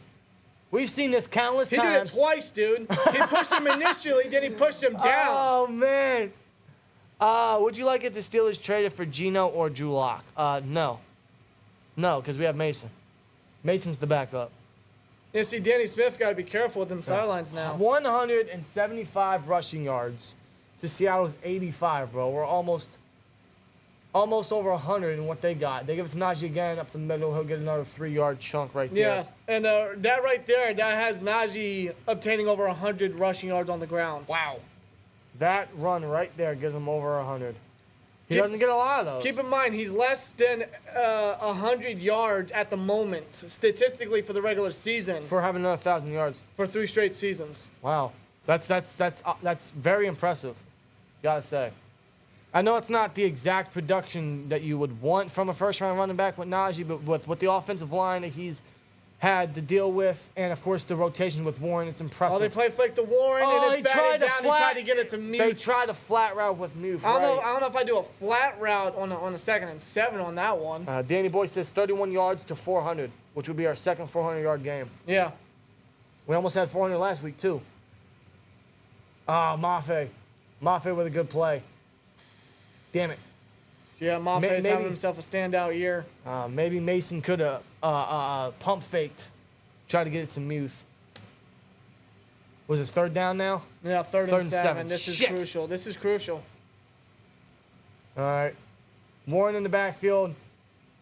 Calvin Austin, the motion man. Mason takes a snap, throws down the field. He's open. He got him. Oh, my God. What a catch. What a grab, a throw, and a grab by George Pickens. This fucking guy. Did that ball? I don't think that ball touched the ground. Let's look at this. You have look at got Mason in the to be pocket. shitting Look, me. pressure's coming right at him, but he's very composed and confident and calm. And he slings it towards Pickens' direction. What a finger-tipping catch. Dude, that catch. Oh, my God. They give it to Warren. Warren spins off a defender, keeps pushing for a gain of 7. Holy shit. Dude. Holy shit. Dude, that play by Mason right there. You see the pressure coming right up at Mason, pretty much right in front of him at his face directly. And Mason just sees Pickens wide open, and he's just patient for Pickens and waits till he just throws it and slings it towards Pickens' direction. Pickens is able to follow the trajectory of the football and able to catch it. What a throw and grab. Under pressure, people all up in his face, he still made that throw. Pickens made an incredible catch. They give it to Najee. There goes, fuck you, ref. Yeah, that's what you get. Yeah. Is the official even okay? He's a little shaky getting up. Man, fuck these refs. I don't like any of them. He'll be all right. Najee's trying to talk with him. He's fine. Fuck that ref. They did a toss to Najee. He tried to go around. I don't like any of these refs. He lost a couple yardage on that one. Yeah, he lost a gain of 1. But yet, he gets pushed out of bounds by and then he hits the fucking defender. I think that's kind of funny. But, no, I feel bad for that ref because he probably has, he's probably a nice guy. I just don't like the ref. I don't like the refs. He's laughing about it. He's fine. But, yeah, dude, before we were saying, man, how about that throw and catch? Oh, my God. While Mason is under pressure, people in his face, he still puts the ball in the perfect spot for Pickens to make a incredible diving grab. You know what the difference is between Mason and Kenny? Kenny would have bounced out the pocket. He would have done the Kenny Pickett. Kenny would have bounced out the pocket. Mason stood his fucking ground and threw a goddamn great pass. Well, hold on. 3rd and 5. Mason checks it down to Warren. He gets sandwiched, but fights for the first. He pushes forward. Will they give it to him? They might. Oh, it's a game of inches. They might mark him shy. 4th down. 10 minutes to go. 10 minutes. They're in field goal range. You've been aggressive all fucking day. Why stop now? Sneak it. Well, play clock stopped. Hold on. They're gonna measure. They're gonna measure. They're gonna get a measurement out there, I'm sure. Why stop now? You've been aggressive all day. You why stop now?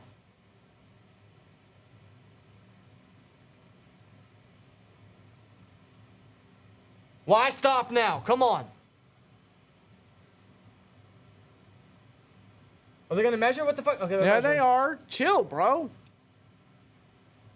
Nah, he's short. Oh, just short. That's inches. It's a game of inches, bro. That's inches right there. Sneak it. Sneak it.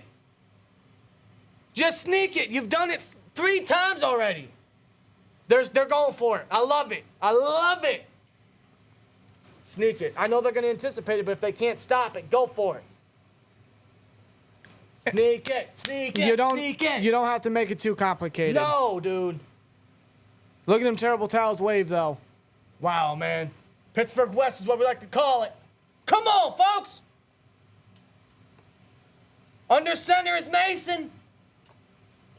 Motion. Sneaks it. Got it. He got it. First down. He got it. He got it. Come on, Mason. Come on. First down. I love it. I love it. Exactly. You can't trust the defense. You go for that fucking shit. You sense, I have to say this. You sense Tomlin's just much more aggressive with Mason in there. You sense it. I feel like every player is aggressive with Mason in there. Yeah. Wow, dude. All right. 1st and 10 now. Najee in the backfield. They're going to run the draw. He trips. No, he lost his footing. He stopped behind the line of scrimmage. A loss of 1. I'd rather that than a fumble. We're officially under 9 minutes. We are in the red zone, folks. We're in the red zone. We have to score here and make it a 2-score game. We have to score. Pickens is on the sideline. I question that. That's because of the Question that. the formation they're doing right here. Well, under center. Najee's still in the backfield. Motion from Robinson. 8:30 to go in the 4th. They're going to run with Najee. 2nd and Najee doesn't go anywhere. Stop at the line. That's a loss of downs on that one, too. Chad, there is no such thing as play action. I don't know what you're talking about. I have no idea what that even means. The Steelers have not done that in a long time. They have never ran play action. Not in Matt Canada's scheme. I don't remember. 3rd and 12. They lost 2 yards on that one. What line are we at? I know we're in the red zone. No, we're definitely in the red zone. We are at the 13-yard line in the red zone. Seahawks territory. Shotgun snap. Mason checks it down. Too short. He caught by Jalen Warren too short. Yeah. That was a safe play. That was too safe of a play. They're gonna kick. Are they gonna go for the field goal now? Clock's winding down. 7:30. Yeah. Warren and Broderick are coming off. Looks like you're gonna kick the field goal. There's a stop by Seattle's defense. They go for it on 4th and 1. They don't score a touchdown. But they kill some extra time, if anything. They get closer for Boswell to attempt a 26-yard field goal. Boswell makes it. I know, I'm about to say, man. I thought that looked like it was nearly blocked, but luckily Boswell's able to get it up there. Dude, look at that catch. What about that catch by Pickens? What about that?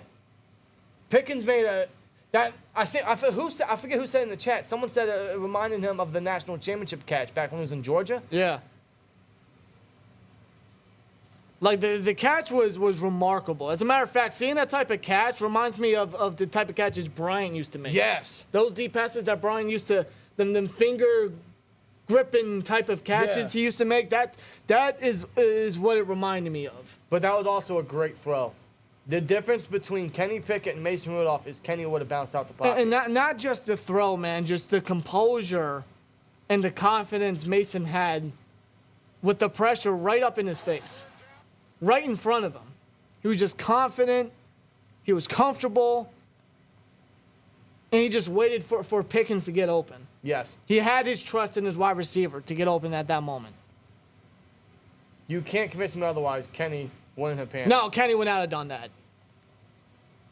How many times have we seen Kenny panic, get scared, do a spin move, run outside? Yeah. He would have just dunked it. You think he would have been aggressive and thrown it deep? No.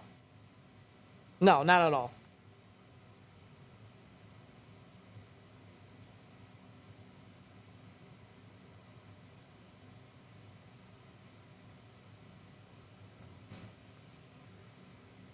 Dude, it's coming down to the wire now.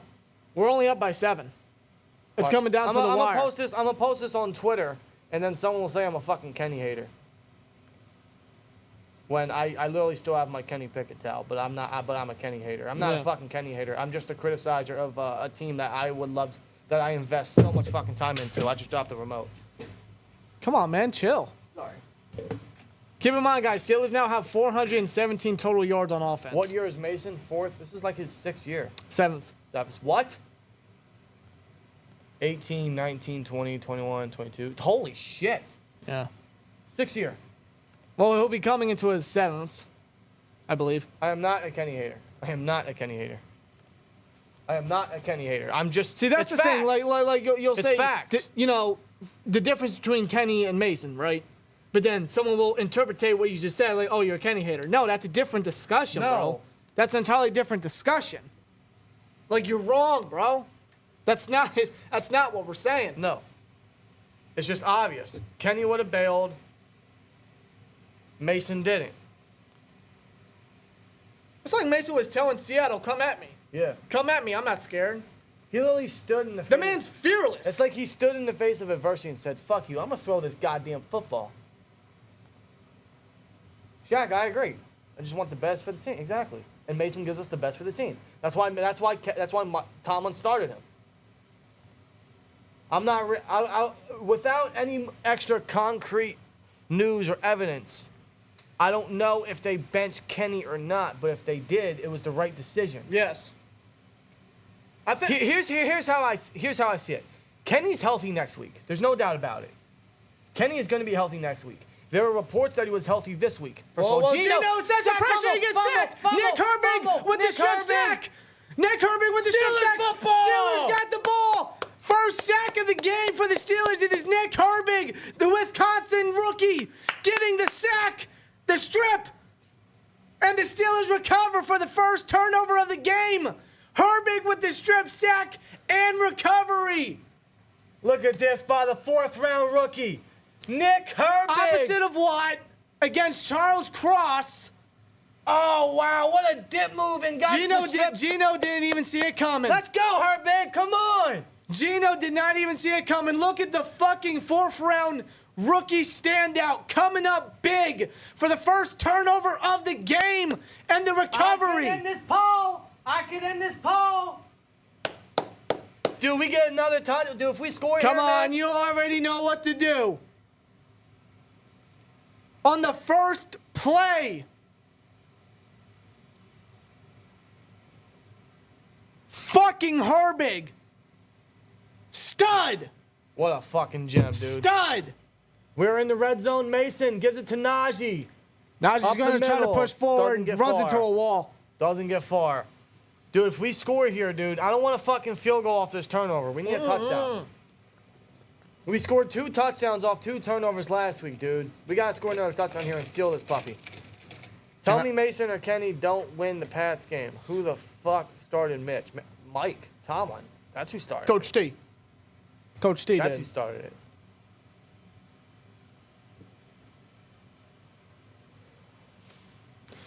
All right, 2nd and 9 coming up. We're at the 15. Robinson in motion. A lot of motions from him today. Warren in the backfield. Oh, they're going to give it to George Pickens off a jet sweep. Oh, And Pickens Warren is gets going a weak up. block. That might be a- Warren or Pickens reaches for the pylon. They're going to mark him short. I don't. Are So- they?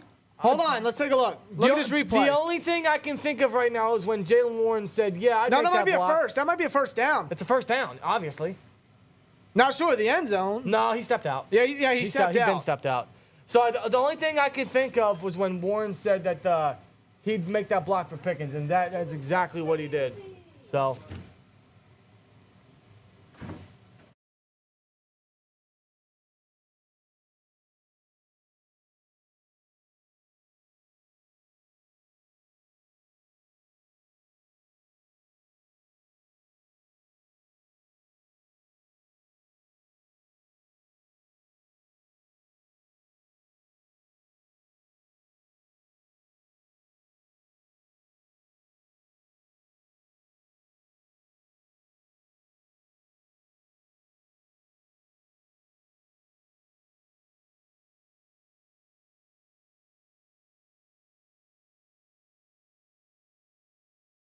Yeah, he stepped out of bounds. Yes. That's not okay. That's a first down though. Wait, what are they challenging? What are they challenging? Where the ball was. Where the ball was? Are they marking the marker? What are they marking? I don't know what they're marking. Oh, where's the remote? I can't hear the fucking TV. What'd they mark it? He got the first down regardless, so there we go. And they lose the timeout. Where does Pittsburgh have ball or Seahawks? Pittsburgh has the ball. We're in the red zone. Yeah, if we get a touchdown, we might seal it here. Let's 1st and goal now. I checked like 2 minutes ago and they were up 24-20, so they scored at some point. Yeah, they got a field goal, but now they can get a touchdown to seal it.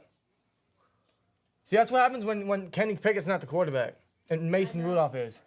I know. Drastic change between last week's game and the week before. And he's about to get us 30 points again. They give it to Najee. Well, hold on, Joan Jinx, bro. He's Hold 2 on. yards Let's wait. shy. Well, second and goal. We got a couple more chances to get in.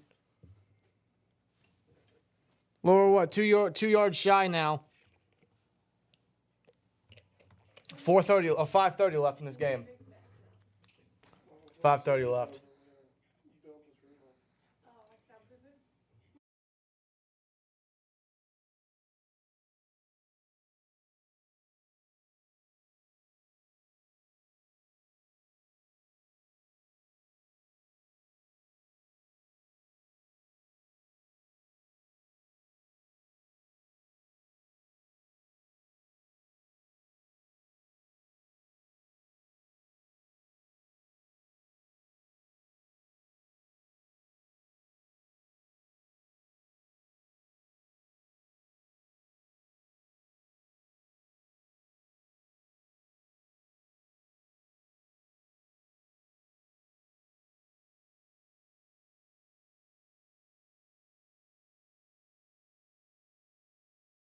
Shoot the damn thing.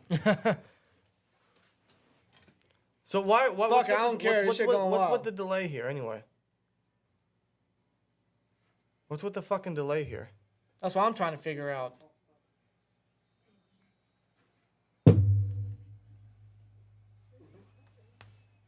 Second and goal now. They give it to Jalen Warren off the jet sweep. And he's met Stop. quick Damn by it. Wagner. Damn it! Damn it! I get the play design right there, but Wagner read that shit like a book. 5 minutes to go in the fucking game. Come on. I mean, a field goal, yeah, will extend the lead, but I want a touchdown. I don't want a fucking field goal. I want us to close this I shit don't want out. a fucking field goal. God damn it. Come on. It's not gonna. That does. I mean, it makes it two scores, but it doesn't fucking seal it. I don't want the fucking field goal right now, dude.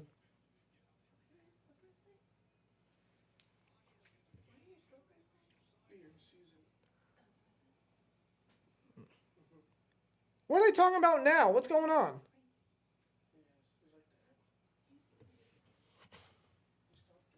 Who are they talking? Who's the official talking? Am I missing something? What is does anyone know why there's a fucking game delay right now? Does anyone know why there's a fucking game delay That's right what now? that's what I'm trying to figure out. Why do they keep talking to all these? I don't know. I don't know what this is. I think they're just as confused as you guys. So who are the officials talking to?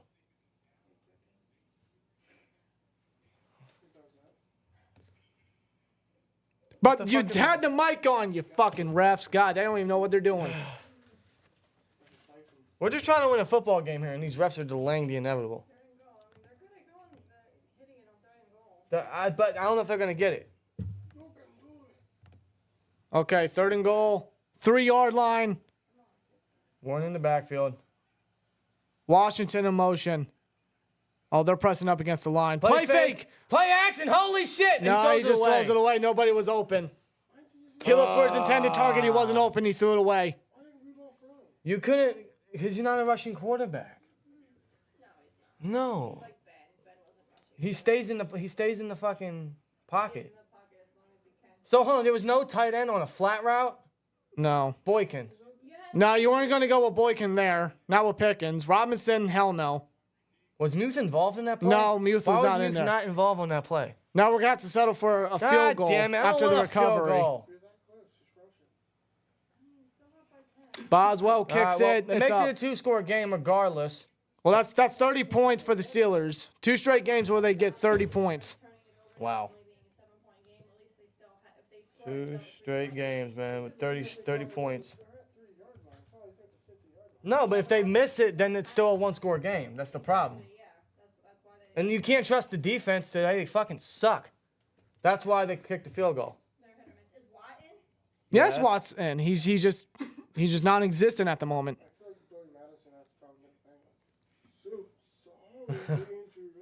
Then get the fuck out. Most since November 2018 at Denver, 430 yards on offense. Next time, coming in a penguin suit. That'd be funny. Don't tempt him. Don't tempt him. I came in the school cowboy hat We can put it on the panda suit or the penguin suit. next week. No, not next week. That will not be happening. Oh my God. Shout out to some family that came to show support, say hi, watch the game. That they won't let us say hi. No, you can't say hi. You can tell the New Year's Eve party. People are saying that drones were flying in the stadium. That's why they had to stop the game. Oh, Oh, that happens a lot. drone? What the fuck are people doing? Whatever. Oh, Nick Herbert couldn't bring him down. No, but I mean, Well, it's a 10-point game, so that it's 2 scores with 4:23 left. I mean, you love to see you want and you love to see a touchdown on that one, of course, to completely seal it. I'll take the field goal on that one. Just the defense needs to stop him here again because Seattle's offense. I mean, they gotta try with how much time's left in the game. Right. That's what I'm trying to figure out. 4:23 left in the game. 4:23 left in the game. They're at the 26-yard line. Out of the shotgun, Gino takes a snap, throws, caught DK. Tackle him. Thank you. Past the 40 Who's already. in coverage on that one? Who's in coverage on that one? That's a first down. 4:10 left. The clock's winding down. 4:10 left. They'll put DK over 100 yards. That's no surprise to me. They go no huddle. Throws short. He's able to get it off quick. Charbonnet. I think I pronounced that right this time. Watt was really, really getting close to Gino on that one. He's able to dump it off to Zach. Charbonnet. Sounds like a coffee. Yeah, 30 points back-to-back. First time that's happened since 2020. And our quarterback was Rudolph. Mason Rudolph. And, Highsmith with the freaking pressure nearly gets to him, but does the same play. Charbonnet with the fucking big game. Pass midfield. They're going down the field quick, folks. It's already been a minute, but they're going no huddle. They're not wasting any time. They know the season and the game's on the line at this point. Defense is already getting tired out. Gino motions out the pocket. He's going to use his legs to get some extra yardage. Where are the fucking... He'll go out of bounds to stop the clock. 3:18 left. Damn, 430 total yards. That's a season high. That's the most since 2018 against Denver. Bro. Yeah. Mason Rudolph. He has 250 passing yards. Wow. Just leave with the fucking dub. There's a flag. There's a flag. Please tell me it's full start.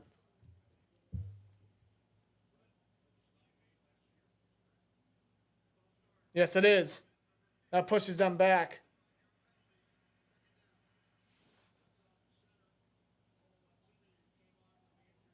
Yeah, the backup center from Michigan, rookie Michigan guy. With the penalty. Oh, God, guys. 1K in the chat. Let's go, says Danielle. I didn't even notice. Damn, we got over 1K for this crazy-ass fucking game, man. That's incredible. Fucking wild, man. What a day. What a game. 2nd and 12. Shotgun. Gino takes a snap. Throws. Caught. That is Lockett. Short of the first. To be third down. I think that's Lockett's first catch of the day, actually. Yeah, he's been very quiet. Third and 2 coming up. All right, so we got 14,000 subs. We have over 1,000 viewers right now. Can we get over 300 likes? That's all I asked for the remainder of the year. As Gino dumps it down back to Charbonnet. That's his go-to for this drive, and it's working. That's a first down. We got 245, 247 actually. Gino is limping. Watt needs help. Watt needs help from Marcus Golden off the turf. So, yeah, Gino's limping. Watt needed help. There's trainers all over the field right now. 400 yards plus 30 points. Oh! Yeah, when was the last time we had over 400 yards and 30 points?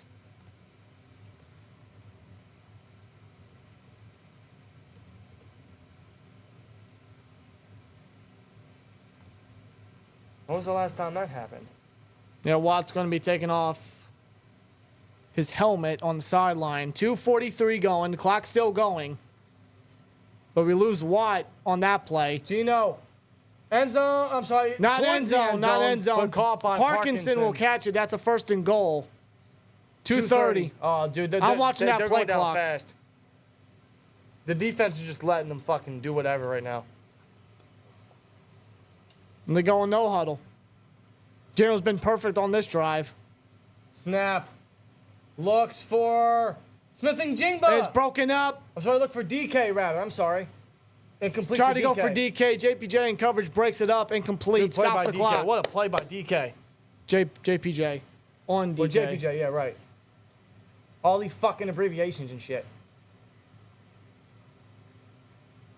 Yeah, that was a Parkinson catch. Then they just showed. Yeah, what a play by JPJ. Yep. Great coverage. Coming up big on that one. Got his hand in there, allowed nothing. Levi Wallace on Tyler Lockett. JPJ on DK. Snap. Looks left for Lockett. Gino's going into the end zone, and it's overthrown. Too far for Not Lockett. catchable. Lockett is really good with those toe drag, finger-tipping catches, but that was just too far out for him. And Watt comes back onto the field. He's good to go. Good. Thank Christ. Biggest play of the game right now. Wow, what an offensive game right now, man. Holy shit. I never thought I'd see Steelers score 30 points again, but here we are. At least this season. Led by Mason Rudolph, man. Who would have thought? 3rd and goal now. 2:09 to go. Gino takes a snap. He's going end zone shot again. DK can't haul it in. Out of his hands, he fumbled it. He cannot haul it in. JPJ in coverage. It was out of his hands, bro. He had it. He had. DK had it. Oh, No, I think JPJ got a hand in there, though. Did he? I mean, regardless, it wouldn't have been caught, but JPJ, what a play right now. 4th down. Oh, they're gonna go with the They're attempt. going They're for just gonna field take goal. the points. They're gonna take the points and hope for the best afterward. 24 yards for Jason Myers. And he makes it, of course. All right, one score game. And we got 2:01 left into the game, guys. One score game. It's coming down to the wire. Yeah, it was never going to be an actual catch anyway, but. Wow. Yeah, the fucking Saints would take the Seahawks spot, wouldn't it? Or it'd help them. Plus, the Vikings or Packers win today could help them push. Man, next week's going to be crazy for that final spot. Even the Bears somehow.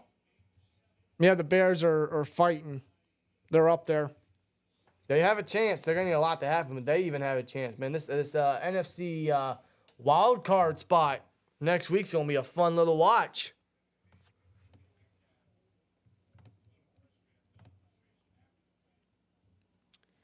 They're going to kick it off.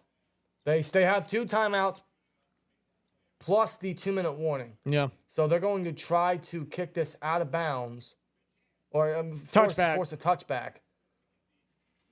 Now, if I'm the kick returner, I'm going to return this so they can't use the 2-minute warning as a free timeout. If he gets the opportunity. Yeah, it depends how far they kick it.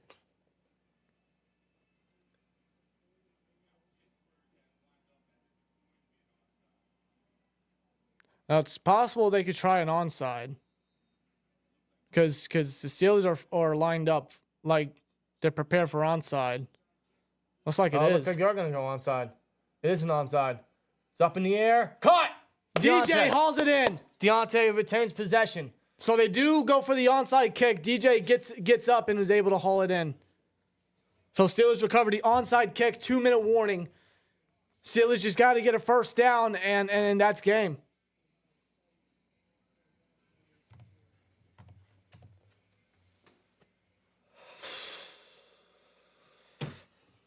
Shit. Swear jar, I know. Dude, what's going on right now, man? What? What's up? Yep. First time the Steelers have scored 30 or more points back-to-back games since weeks 5 and 6 of the 2020 season. October 11th and 18th are the exact dates. The Eagles and the Browns. Wow. That's wild.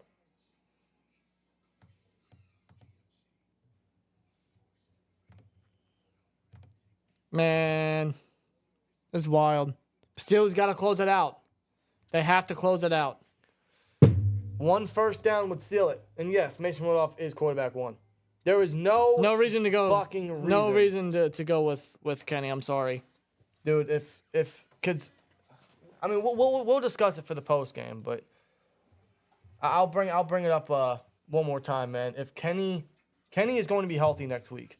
There were reports he was healthy enough this week, but still didn't play.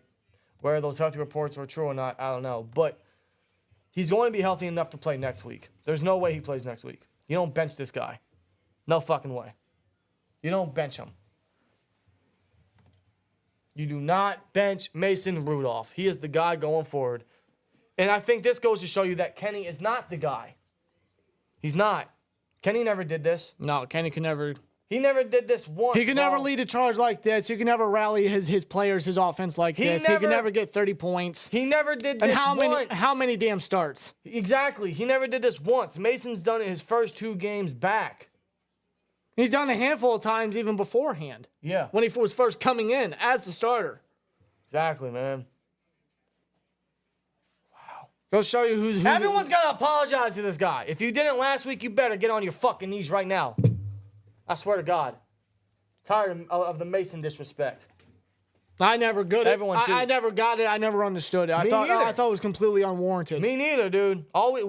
For years we were defending Mason for all the hate, unnecessary hate he's been getting, and he's been nothing but professional, the utmost class. If he wanted to, he has every reason to say his frustrations on what everyone has been giving shit for him for. But he doesn't. Swear jar. That's not the type of person he is. That's No, not the he's type not. of player he He's is. a lot more respectful, a lot more humble than that. Just need a first down and Close you got it it. out. Close it out. Just a first down and you got it. It makes you wonder why. Oh, they go to throw it. Pickens caught it. First down. First down. Pickens And he's is still going. going. He's still on his feet. Past He's the taking down 20. past the 20. That's a big completion and a first down. Already inside the 20, inside the red zone. They be aggressive on the first play, and they pass it to Pickens. That'll seal it. Game over. How much money's in the swear jar? I don't know. I don't know. I can't lift it. It depends. It depends. Yeah, it's a lot. It's a lot. It's like, it's right up here. Where the bottom of this gray is, it's right there. That's where it peaks. Offensive leaders, Mason, 274. Najee, 100 yards. Pickens, over 100 yards. Again. Yeah. Back-to-back 100-yard games for Pickens. Again, do you see what happens when Pickens has a fucking quarterback? Just run it. Swear jar. I swear I've had to put like $5 in there already in just quarters. Under center. Hand the ball off to Najee. Najee's pushing forward. That challenge that Carroll did about Pickens' Yeah, jet sweep, that's hurting him. that's hurting him now. That's hurting him. Now, if we don't get another first down, so it's 2nd and 8 now. Let's say they run it and get probably 1 yard. That'll take them down to about 1 minute. Yeah. They run it again. They'll have maybe 15 seconds to work with if the Steelers don't get another first down.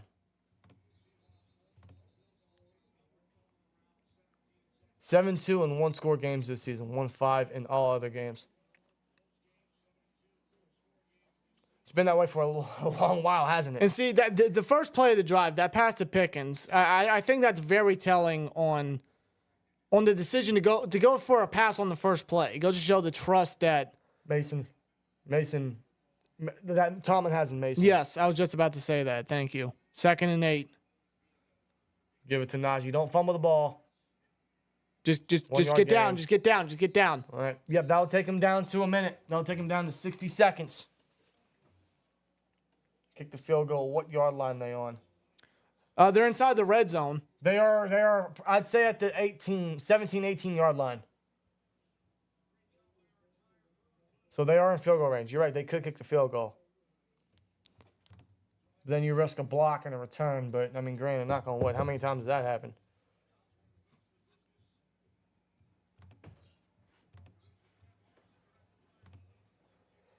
Third and 7. They're going to go into center again. They Yeah, we might wanna they better hurry. shotgun. What happened? Steelers call timeout. Yeah, I don't know what the hell they were doing. Just hand the ball off. Steelers call timeout to prevent a delay game. Yeah, They're going to get aggressive here. I guess they want to be. They could just hand the ball off to Najee. Run the clock out. Just run the. It's not. Yeah, Just run the clock out.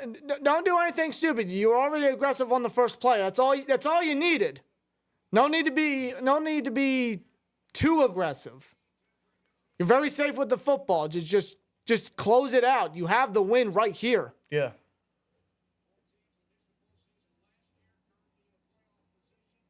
No need to try too hard. Just do basic. Basic is best. Hand it off to Najee. 1:01 left to go. 3rd and 7. They're at the 17. And they hand it to Najee. Najee, first down. Najee goes forward. Najee slides to prevent a touchdown because all we got to do is drain the clock. That's it. Game over. That's it. The game over. We'll get our 9th victory. And that, ladies and gentlemen, Mike Tomlin. will have his 17th consecutive non-losing season. Mike Tomlin continues his reign of non-losing seasons. That's going to be in the headlines all over social media. Who cares about that? I care about us getting this great victory, this great offensive performance. Victory formation takes a knee. That's it. That's Steelers it. win. Steelers win. They defeat Seattle 30-23 in the West Coast on the road. Wow, how about Najee? Keep their playoff chances alive. Steelers Nation, that is the first game since 2020. This is the first time since 2020 that the Steelers offense has scored back-to-back 30-point games.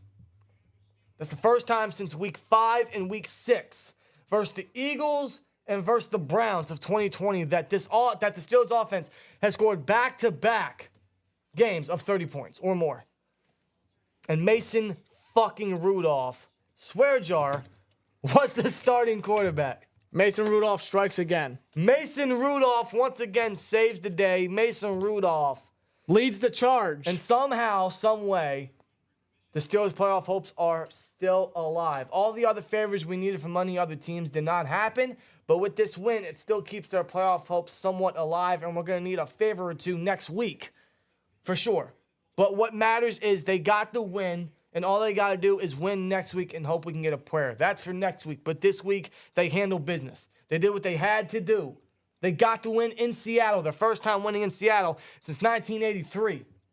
They had a lot not going for them, even after a great win last week. But here they are, man, going into Seattle and pretty much ending Seattle's season. 30 points again. Mason Rudolph with another great performance. Again, George Pickens with another great performance, back-to-back 100-yard games from him. Again, Najee Harris with 100 yards and touchdown. Two touchdowns. Two touchdowns. Jalen Warren eating it up. Over 100-yard scrimmage for him as well. A touchdown from him. Shout out to the offense. Shout out to the entire offense today. They came to eat. They came to prove something. They came to win. That's the offense I want to see. That's the offense that we've been wanting. This is the offense we've been lacking. This is a foreign language to us Steelers fans. We're not used to this. No. For weeks, years, months, however long, we have lacked this type of competitiveness. We have lacked this type of aggression. We have lacked this amount of scoring, this amount of yardage. We put up a season high in yardage, over 430 yards. The most we've had yardage-wise since 2018. Yeah. Mason fucking Rudolph. And Rudolph is the guy leading the charge, being the guy at quarterback. Second straight game, over 30 points. No touchdowns, but no turnovers, no interceptions, no fumble losses, nothing like that. Rudolph as the backup, as the starter for today's game, and quite honestly, should be the starter. I'm saying this right now. Yes. He should be the starter next week against Baltimore. He has every right, and he has earned that right to be the starter next week for Baltimore. Rudolph came in last week and this week and has done his job marvelously. Yes. And he has exceeded expectations. I don't think any of us would have thought that Mason would come in and bring this offense to this type of charge. We knew. I didn't expect it. We knew that Mason coming in was going to add a spark, make our offense a little better, be a little more aggressive, because that is what he brings to this team. That's what he brings to the offense. That deep ball ability, that composure in the pocket, him wanting to throw the football down the field, him having zero fear at anything. We knew he was going to bring something to this offense. But this, back-to-back 30-point games, 468 yards exactly, that's incredible. That's incredible. And I agree with Rob said. He's got to be the starter the rest of the season. Next week, and even if we make the playoffs, Kenny Pickett, you're benched. I'm sorry, Kenny. Whether you're healthy or not, it doesn't matter. No. In fact, there were reports that he was healthy enough to play, but was still inactive. He wasn't even the backup. Yeah. But next week, he's going to be healthy no matter what. He's going to be healthy, and he should be benched. He should not be the starter. No. And with that being said, Mason should be the starter the rest of the season, man. This game showed you he can be consistent. He can lead this team to what it needs to get done. It's strictly business. That's what it is. Yeah. I get Kenny's a first-round quarterback, first-round pedigree. You know, in some eyes, to some Steelers fans still, that he may be the starter. But what we have seen from Kenny time and time again, he has not been able to obtain these amount of yardage outside of one, which was the first game against Matt Canada. Right? That was his best game. I'll give him that. But since then, he still got injured. That's still a concern with Kenny Pickett. No, because even in that first Bengals game where we got 400 yards, we could have scored more. We could have scored. That's what we said. We had time and time again to execute, but to get more points. Mason, all he does is help us score. He brought And both. listen, Mason has brought both to the table. And he's not doing anything flashy or crazy or anything massive. He's doing what's necessary. He's doing his job. He is executing the basics, which is something Mitch and Kenny could not do. They could barely do half of what Mason is doing the last 2 weeks in terms of points and execution. So going into next week against Baltimore, on the road again, at Baltimore, against the number 1 seed in the AFC, whether they may sit some starters or not, whatever. Who would you rather go with your season on the line, with the playoffs on the line at this stake? I'm going with the guy that gave us 30 points in back-to-back games. That's who I'm going with. I'm not going with the guy that gave us 16 points and 102 yards, even if he ever got that. I'm going with the guy that has stepped in, stepped up to the plate, has showed out, and gotten us 2 straight victories with 30 or more points in each one of those victories. And this is why we asked for Mason for weeks. When Kenny went down, we asked for Mason immediately. Not Mitch. We asked for Mason. Because we know what he could bring to this offense, and he is over-exceeding. Everyone's got to apologize to Mason. If you didn't last week, you better fucking believe. You better apologize to Mason this week. Yeah. I don't know how long this Mason run is going to run, but you go with the hot hand until that fire runs out. No, you're not going back to Kenny Pickett. And frankly, there's not many games left in the season for the Steelers anyway. So keep running with Mason. And he has already locked himself as the Steelers backup. And honestly, man, I'm going to say this right now. Think of the quarterback situation. Think of the quarterback need all you want. In fact, for most of it, I agree with you guys. But no matter what, the Steelers are going to view Kenny Pickett as a potential starting candidate next year. Yeah. They're going to bring him back. He's the first-round guy. They're going to give him a chance. Hopefully that comes with some competition. And if they're going to give Kenny a shot at being the starter next year, Mason better be in that fucking room as well. Yeah. And it shouldn't be just those two, but best believe Mason should be a part of that competition. Seriously. It's only fair. If It's only right. they're going to give Kenny the shot again, which we know they will, Mason deserves it as well. Again, I don't know how long this Mason train is going to run, but keep running with it. This is great. This is all very fresh to us, for us Steelers fans. We got so used to not seeing it.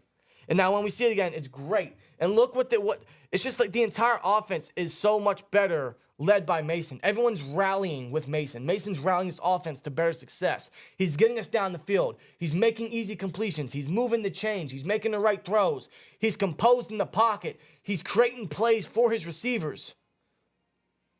He's opening the offense, especially with the way he can throw the football. It's opening the rushing attack. 202 yards today on the ground. Najee getting 122 of them, 2 touchdowns. Warren was 75 and a touchdown. Yeah. George Pickens, 131 yards off of 7 receptions. Deontay was 76 yards. Yeah, Muth got involved too. 44 yards from him on 3 catches. Dude, we only had four targets today, and they all stepped up. Everyone on offense stepped up when needed to. Yeah. Everyone made plays. Everyone. Massive, massive, massive props. Massive thanks. Massive shout out to everyone on offense today. Mason, Najee, Warren, Pickens, Johnson, Muth, even the offensive line. Everyone stepped up. They all deserve praise. Round of applause. Big thanks to the offense today.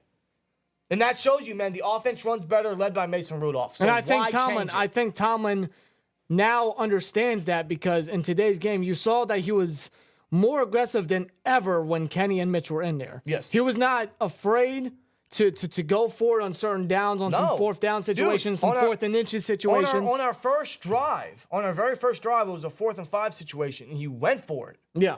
Obviously, He trusted. they didn't make the play, but it's the fact that he instills that trust in Mason Rudolph. He has that trust and confidence in Mason Rudolph. He did it again with 4th and inches on a quarterback sneak. Yes. On the first play, and on the final drive for the Steelers, he passed it. He chose to pass it because he has confidence and trust. Yes. And he's more aggressive with Mason Rudolph and that quarterback. Tomlin doesn't have to say it. He's not going to say it, but you can already see it, bro. He trusts Mason. He made the right decision, and I'm hoping he continues to go with the right decision. And by the way, for those that care, I don't, because that's all he cares about. But today confirms that Mike Tomlin, once again, 17 straight seasons ever since he was Steelers head coach. He has never had a non-losing season, and that still reigns true as he gets his 9th victory today. Not one non-losing season. I think that's overrated. I think that's way overstated. But congratulations, Tomlin. You have achieved The your standard. standard. Exactly. You've achieved your goal. But, although we have this sign up, and believe us, nothing changes with our tone on Tomlin. What's going to change our tone on Tomlin is if he makes the playoffs and makes a deep playoff run. That will change our tone on Mike Tomlin. But With the situation we're dealing with. Right. But I will give credit where credit is due. He made the right call, and he, along with everyone else, is stepping up when necessary. He had that 3-game losing streak, which absolutely, in many of our eyes, killed the season. And it kind of still has, because it's affecting us in the playoff rankings. It's still affecting us in the playoff run. We could win next week, but that doesn't mean we're in. Yeah. We still need help. If Tomlin did a better job handling the team, handling the situation, Or better yet, and preparing the team, just put Mason in before, we wouldn't be in this situation talking about playoffs. Right now, we probably would have clinched a playoff berth along with the Cleveland Browns. But I will give him some credit. I will. He finally put Mason in. He trusts him completely, and he, along with everyone else, is stepping up when necessary. Or everyone on offense. I can't say the same for defense. Defense almost failed us today. Offense had their best showing all year, yardage and point-wise, best performance-wise for sure. I mean that probably rivals last week's performance, but yeah. Good Lord, it was a hell of a game today by the offense. Flawless, I would say again from the offense, bro. That's the first time we said that in 2 straight games. Think about that. It is. Mason fucking Rudolph. But the defense couldn't stop nothing. Couldn't stop DK, Fant. Couldn't stop Walker until Walker got hurt. But thank God for a Nick Herbig sack. Yeah, strip sack and recovery. The only sack and the only turnover this defense got was because of Nick Herbig, the 4th-round rookie from Wisconsin. Yeah, rookie stepped up big time when it mattered the most. If it wasn't for him and that strip sack and recovery, then we don't get 30 points. Who knows where the outcome of this game would have been? Exactly. So big props, big shout out to Nick Herbig, the rookie, the stud from Wisconsin, to step up big when we need him to need the defense the most to step up. Otherwise, the rest of the defense was very rough. I know they have so many depth players and practice squad guys they had to elevate on the active roster to start for this game, but my God, the defense was very bad. It was very bad. But thank God our offense was able to kind of disguise that fact with just how consistent, how great they were all game, man. From the ground game to Mason's execution to getting points on the board, just executing, dude. And again, it's all led by Mason Rudolph. Shout out to everyone on the offense. Massive props to these guys. And somehow, some way, the Steelers' playoff hopes are still alive. We're going to need some help next week, but I think what matters the most right now is just win. Win and pray, pretty much. That's what you got to do. But the best chance at winning is if Mason Rudolph is a quarterback. These past 2 games, it showed it. And it showed a lot of things in regards to this team, especially the quarterback situation. I know a lot of people don't want to believe it, but you already know exactly what the fuck I'm talking about. Mason's got to be the guy the rest of the way. Yeah, and I don't think Tomlin needs to sugarcoat it. It's as simple. Just say it. It's as simple as this. Kenny's healthy next week, but he should not start, which means he got benched because he got outbeat by someone that's been inactive all fucking year. He was inactive all last year. Exactly. The guy hasn't played a game since 2021 before last week. And he comes in His first two games. Is playing very safe, very good, very, very positive-like. Something the offense has not seen since Big Ben. Props to Mason. Everyone should be apologizing, including the Steelers organization. They held this guy down for too long. Again, I don't know how long that this Mason train's going to run, but keep running with it. Just keep running with it. There's no need to sugarcoat it. No. When it comes to your press conference, Tomlin, just straight up say Mason is the starter next week. Yes, it's as simple as that. And he's the best quarterback on the roster, and he's the guy we got to keep going with. Let us know your guys' thoughts down below. How you guys feel about this game? How you guys feel about the offensive performance? How you feel about Mason? Who do you think should start next week? Let us know everything down below, man. But the Steelers beat the Seahawks. What a great game. Mike Tomlin escapes a losing season. Mason leads us to over 460 yards, 30 points once again on back-to-back weeks. Incredible. Massive props to everyone. Let us know your guys' thoughts. Here we go, Steelers, at the end of the day. And you guys have a happy fucking New Year. See you next year. As always, like, comment, subscribe, and we'll see you later. Peace! Let's go, folks. Come on, man. Mason didn't do well last year. He didn't play last year. He didn't play last year. He didn't play last year. He was inactive all season.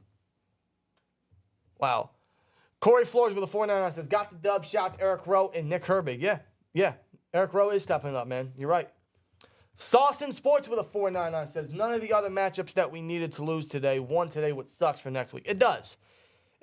Because a Jags or a Bills loss would have really helped, and literally all it would be is a win-and-in situation. Yeah. So a win next week doesn't exactly clinch. We still need the Jags or Bills to lose.